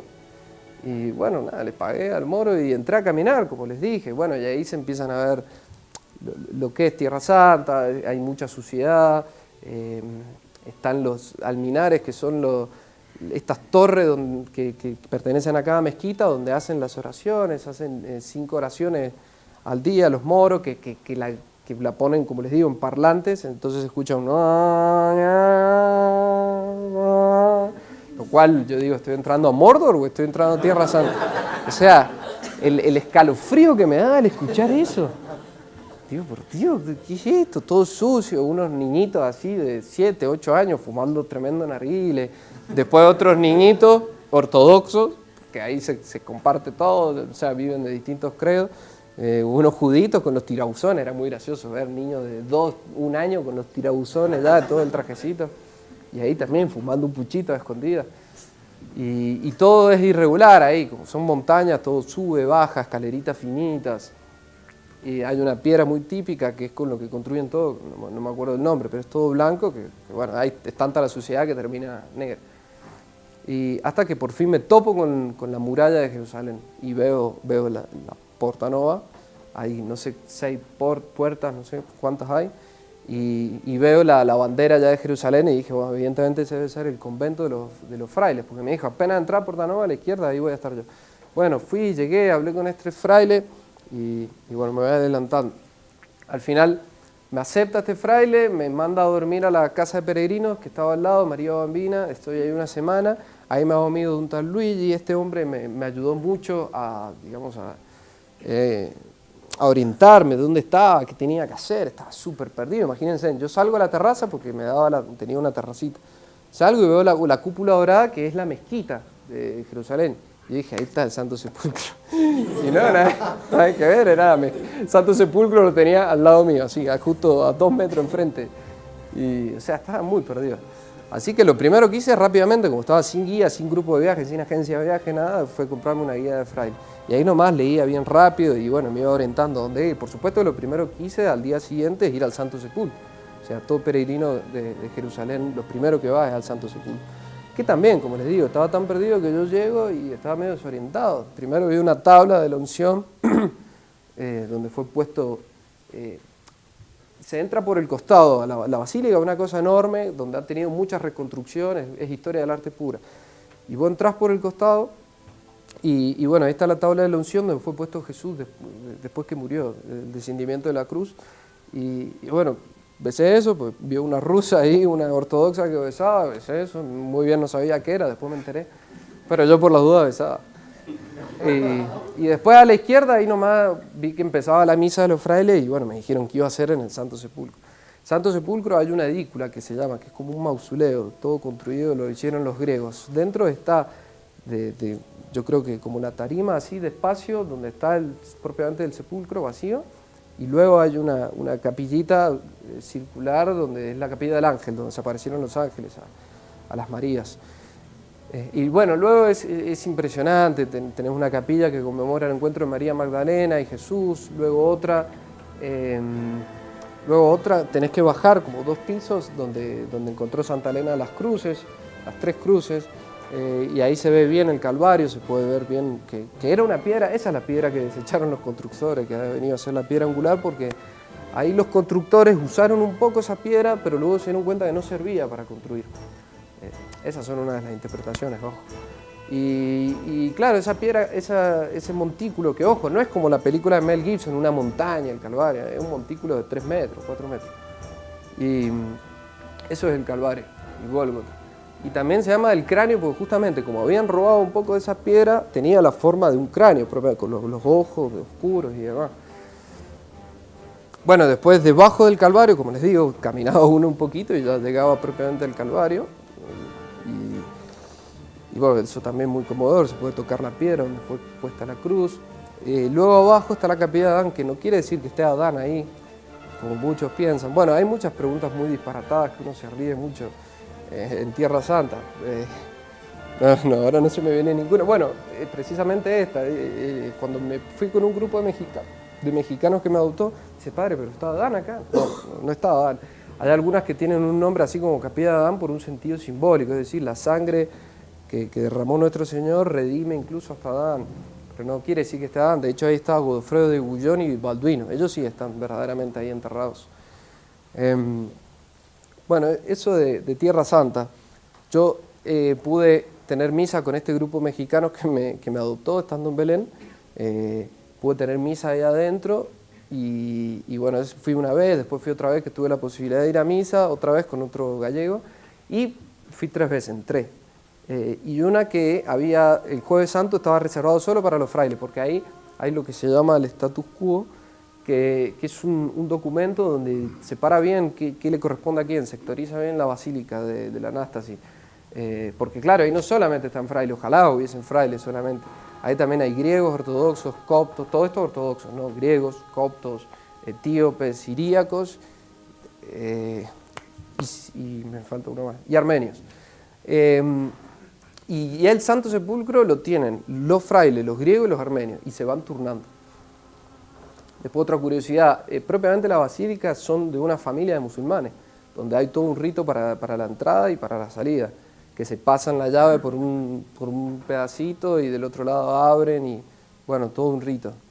Y entonces, como le digo, está todo sectorizado, pero bueno, eso no quiere decir que la atención haya menguado, ha menguado mucho, por supuesto, antes se mataba, pero sigue habiendo como muchas piñaderas por el tiempo, por los lugares. Los frailes son los más prudentes en esto, son los que se mantienen más al margen, pero después los ortodoxos se dan con el candelabro, con el incienso, con lo primero que encuentren, así, un velazo en el ojo, así, y se dan, no tienen ni problema, como les digo, los orientales son muy locos.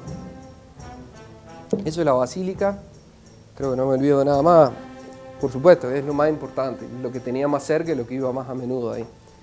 Y es caótica, ojo, yo al principio dije, bueno, hermoso, vengo acá a rezar, imagínense, pero no, hay un lío tremendo, una sociedad tremenda, ahí los frailes se enojan, que dicen que es más un depósito que otra cosa, están construyendo, es todo un desorden, claro, pues, imagínense, para que convivan 6 credos allá adentro, algunos limpian, los frailes limpian, después viene un griego y te tira la vela, así, y bueno, en fin. Y además que los orientales son sucios, no tienen esa cultura más limpia que tienen los occidentales. Entonces son como más dejados en ese sentido, sobre todo los griegos, son súper sucios. Y como les digo, hay mucho ruido. Que ojo, eso no quiere decir que uno no pueda rezar. De hecho, te rompe muchos esquemas. Ir a Jerusalén te estalla la cabeza, te estalla el corazón, te rompe esquemas porque uno dice, bueno, yo quiero silencio, rezar en los lugares. No, minga, hay un lío tremendo y uno tiene que rezar como puede, o sea, tiene que arreglárselas y termina rezando. No sé cómo, pero termina rezando. Al principio uno se enoja, digo, me dan ganas de ahorcar a todas las rusas, gritona, todo el mundo, ¿no? Uno se enoja, pero bueno, luego empieza como a comprender que, bueno, en realidad esta es la humanidad que se reúne acá en el Santo Sepulcro, esta es la iglesia de Jesucristo. Es como que uno empieza ya, a medida que pasa el tiempo, a tener otro tipo de reflexiones, se empieza a calmar, de hecho le empieza a tener un aprecio singular a ese lugar. En fin, podría hablar muchísimo más, pero yo creo que he dicho lo más importante de la basílica. Luego de Belén, que fui los primeros días, como les digo, estaba tan tirado que tuve que irme a la terminal y tomarme un bondi hasta Belén. Ahí en Belén está del Estado palestino, no está en Israel, entonces hay una muralla ahí muy fea que han puesto. Que todo esto tienen que saber que en realidad los judíos en esto son muy crueles, muy salvajes, se están expandiendo y están haciendo mucho daño allá, muchísimo daño. No tienen ni problema de desalojar una familia o toda una ciudad entera de musulmanes que quedan sin trabajo, en fin, los tratan muy mal a los palestinos. Pero bueno, esto está en Belén, entonces ahí terminaba el micro en el muro y yo ya pasaba directamente a Belén. Y ahí en Belén también sucedió algo que me dio mucho miedo realmente, porque un moro ahí que me quería llevar en taxi a la Natividad, yo sabía que estaba cerquita pero no sabía dónde. Le digo, no, voy caminando, pero decime dónde queda. Y me indica directamente a la otra colina del frente, donde era un barrio reáspero, como decir, no sé, el barrio de San Martín, así, me manda, pero lleno de moros. Y yo voy caminando ahí, y claro, me da un poco de miedo, me miraban re mal, iba re sola, además yo iba ahí con el rosario, y digo, acá me mato. Pero bueno, gracias a Dios un tipo tuvo compasión de mí, uno de Honduras, hay que ver. Y me dice, no, está justamente para el otro lado, en la otra colina está la Basílica de la Natividad. Bueno, de Sándolo andado y voy hacia esta Basílica de la Natividad, que lo primero que uno le da curiosidad es la puertita, es de 1 metro, es de Hobbit, la puerta. Que tiene, bueno, sí, un sentido práctico, tuvo en las guerras, defensa, bla, bla, bla, pero tiene un sentido espiritual muy, muy bello, pedagógico, que es para adorar al niño Jesús, entrar en el Santo Pesebre, hay que agacharse realmente, hay que humillarse, hay que postrarse. Entonces sí o sí todos tienen que ahí agacharse, salvo el Nacho, los demás todos. Y bueno, entro y por ejemplo, ventajas que tenía ir solo. Había una cola tremenda para entrar al pesebre y yo por supuesto fui a la puerta de salida y ahí me metí en 2 segundos, si no, no iba a entrar más. Como les digo, tiene muchas desventajas porque uno está muy perdido, realmente alguien te tiene que guiar, alguien, y si no tenés que estudiar bien todo antes. Y además la agencia de viaje lo que tiene es que te llevan con el micrito acá al lugar santo, está todo muy bien organizado. De otra forma es un poco caótico, pero tiene estos pros. Que bueno, nada, no tuve que esperar nada, me metí y lo primero que uno ve es una placa en el piso, una estrella que en latín dice aquí nació Jesús de María Virgen, una cosa así, que ic es aquí, y bueno, uno ahí primero, por supuesto, adora ese lugar donde nació el Salvador propiamente, pero me conmovió aún más propiamente el pesebre donde fue puesto luego el niño Jesús para la adoración de los santos pastores y de los Reyes Magos. Y bueno, por supuesto de la Virgen María y de San José. Y bueno, algo muy, muy conmovedor, donde supuestamente fue, donde fue puesto el niño Jesús, hay un ícono del niño Jesús, porque la cunita propiamente está en Santa María Mayor en Roma, que ya la había visto antes. Y entonces está el iconito del niño Jesús, y al lado hay como un espacio que según cuenta la tradición, ahí se sentaba la Virgen María y veía de reojo al niño Jesús. Y bueno, yo ahí me quedé como 3 horas rezando, haciendo lección, en fin, muy emocionado. Ahí sí que, bueno, lágrimas varias veces derramé, pero ahí fue algo muy fuerte. Imagínense en estar ahí donde la Virgen María veía de reojo al niño Jesús, muy fuerte. Y bueno, ¿qué más de Belén? El campo de los pastores. Hay lugares que son indiscutidos, que sucedieron las cosas que sucedieron, como el Santo Sepulcro, pero hay otros que hay como diferentes interpretaciones entre los ortodoxos y los frailes, como por ejemplo el campo de los pastores, que ahí en un lugar están los ortodoxos y en otro están los frailes. Y que en este caso propiamente casi siempre tienen razón los frailes, en verdad. Pero en este caso del campo de los pastores tienen razón los ortodoxos, porque me lo dijeron los frailes. Dice, no, pero en este caso nosotros fuimos a otro campo de otros pastores, pero no precisamente donde se apareció el ángel, el ángel que les anuncia que el niño nació, etc. Eso estaba en el lado de los ortodoxos y de hecho estaban las tumbas de los santos apóstoles, que creo que son 3, en fin. Después igual yo por las dudas fui a los 2 lados. Después fui a la Gruta de la Leche, ahí que está muy cerquita de la Basílica de la Natividad, que cuando huyen a Egipto, la Santísima Virgen María le da de mamar al niño Jesús y cae una gota de leche en una gruta que se transforma blanca, completísimamente blanca. Es muy bello entrar en esa gruta. Y bueno, y con el polvillo de eso, esto lo descubrieron las mujeres árabes que no podían tener bebés, se tomaban un poco de ese polvillo y bueno, y quedaban embarazadas. Y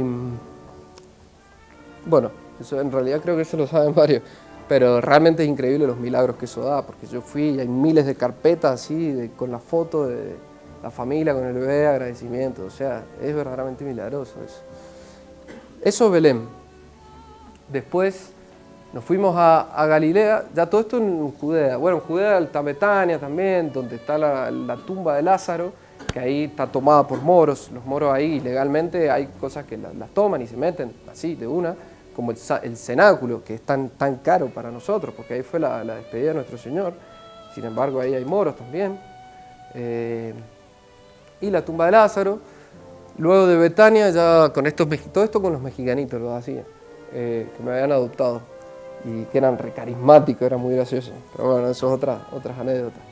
Y llegamos cerca de Jericó, propiamente al desierto judeo, donde está la montaña de la Cuarentena, que es un monasterio enclavado en la montaña de griegos ortodoxos.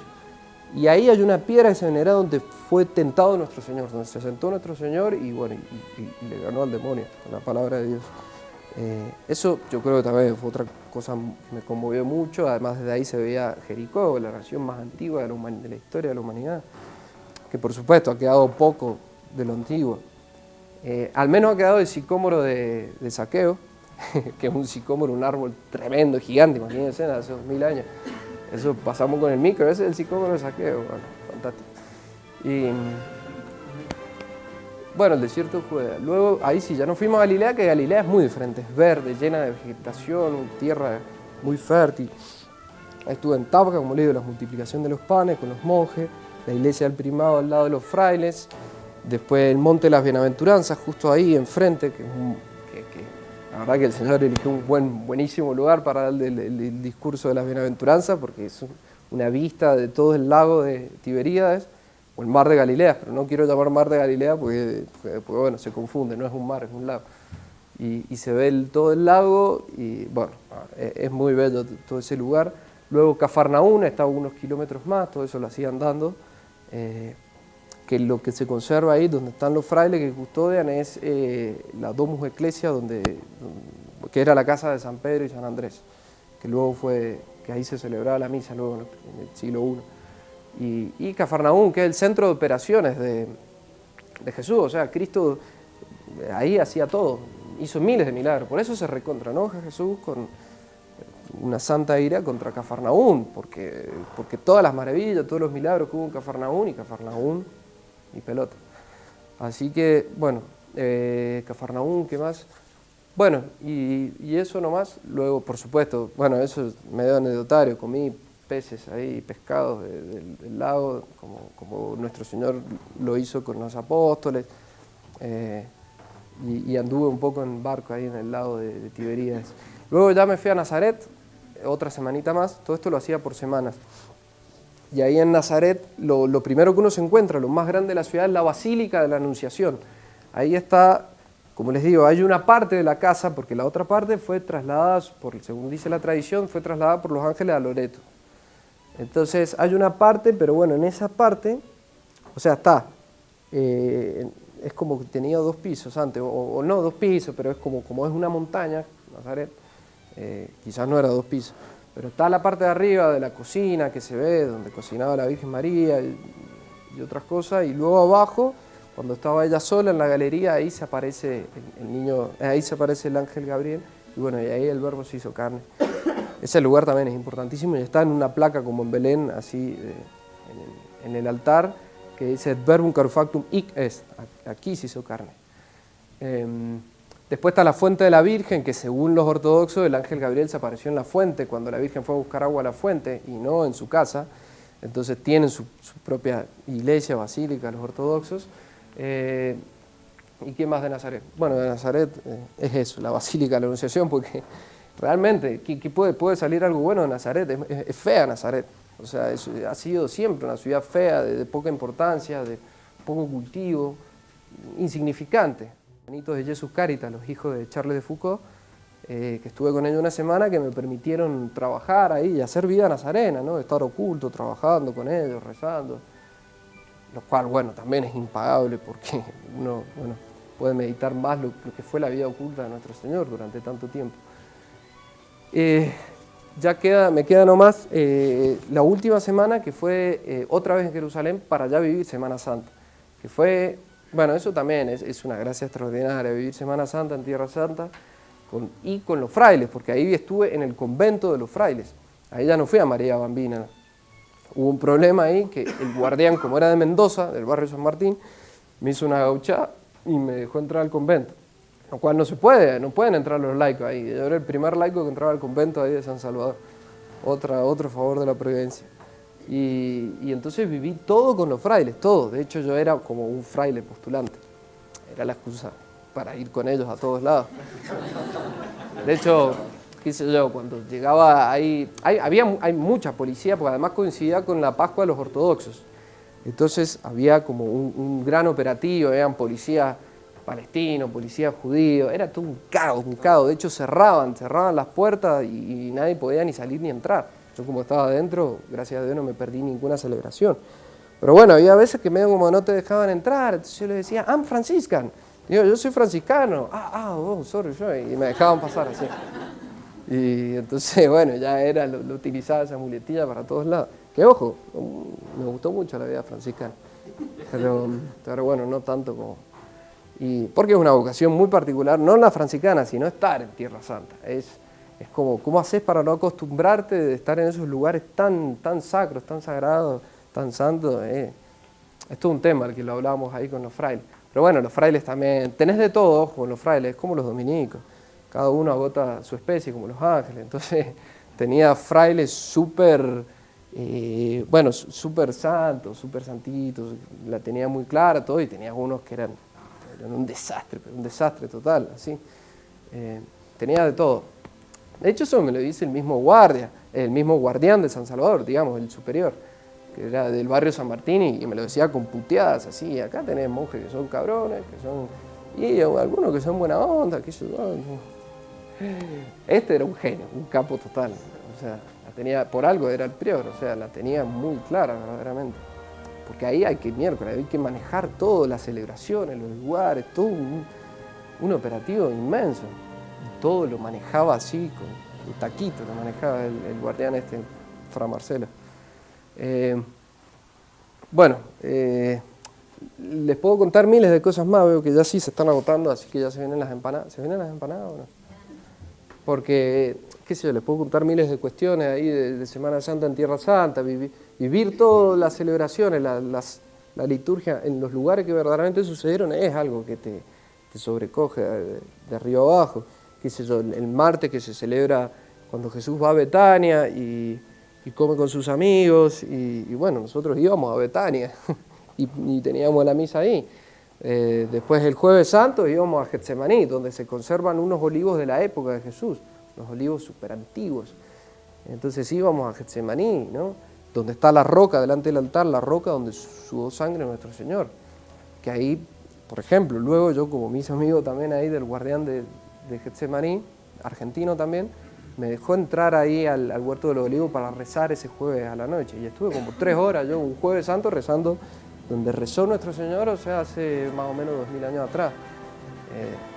O sea, eso, bueno, es espeluznante. O bueno, el Viernes Santo en el Calvario, que también fue un lío entrar porque es muy chiquito el espacio.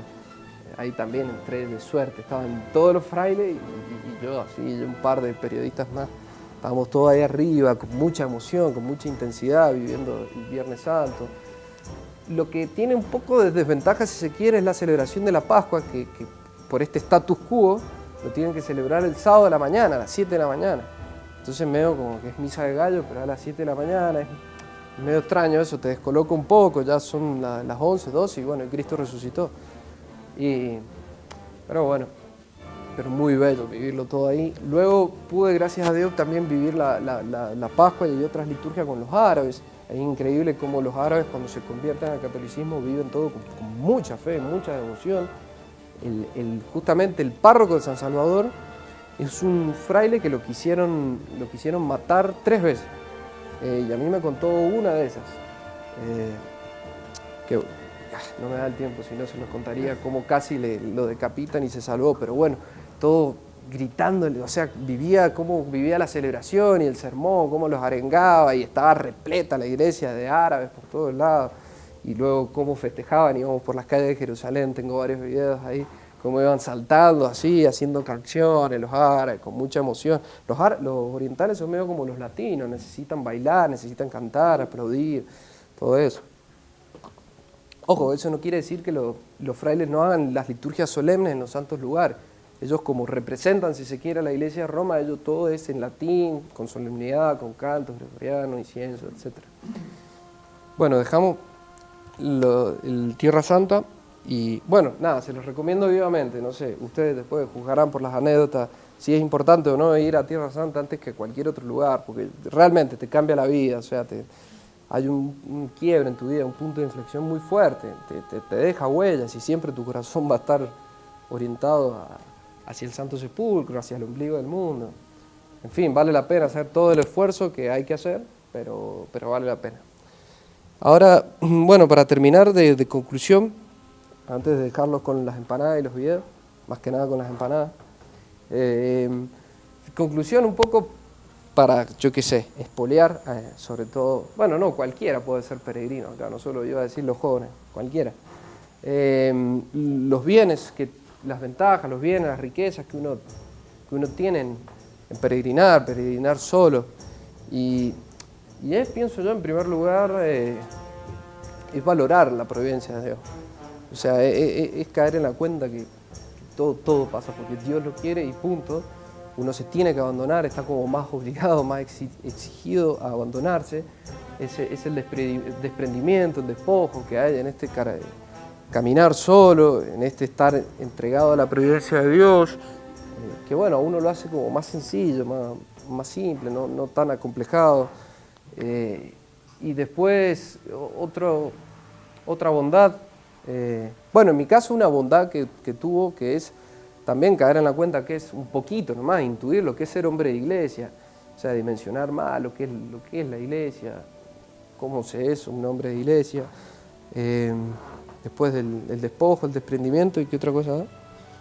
Y la conciencia en realidad se lo dije al comienzo, de ser un peregrino, o sea, que todos estamos acá de paso.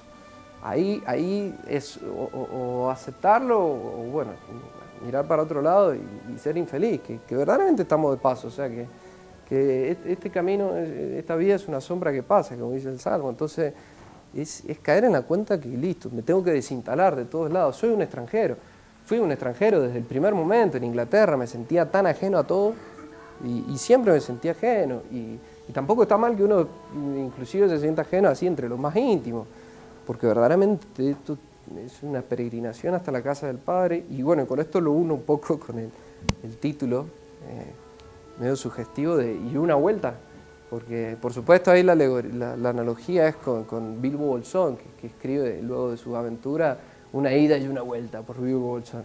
Acá con el monje, esto me lo sugirió un poco el padre Diego hablando, me dice, hijo, que no te confunda el movimiento del avión, de que fue y volvió, y también un poco del hecho de acostumbrarme otra vez a la rutina, estar acá otra vez con mis seres queridos de siempre, como que todo sigue igual. Que no te confunda eso, o sea, acá no hay ni una vuelta, no hay un regreso, no hay un volver a instalarse, esto sigue. O sea, que no pierda ese ímpetu de seguir avanzando, eso de tan bello de San Pablo que dice, olvidando lo recorrido, corro hacia adelante hasta alcanzar la meta. Acá hay que correr hacia adelante, seguir viendo la meta que es el cielo. Es decir, darle duro para adelante con pie decidido, como dice el grupo de zona, hasta rendirse y caer en los brazos del Padre ya en la mansión eterna. Bueno, ya creo que he dicho todo, solamente ahora los dejo con el video, dura unos 40 minutos, pero está interesante, está divertido. Y el video lo hizo en realidad don Andrea, lo hicimos un poco, pero en realidad toda la genialidad es de él, porque por supuesto yo soy un muñeco con todas estas cosas.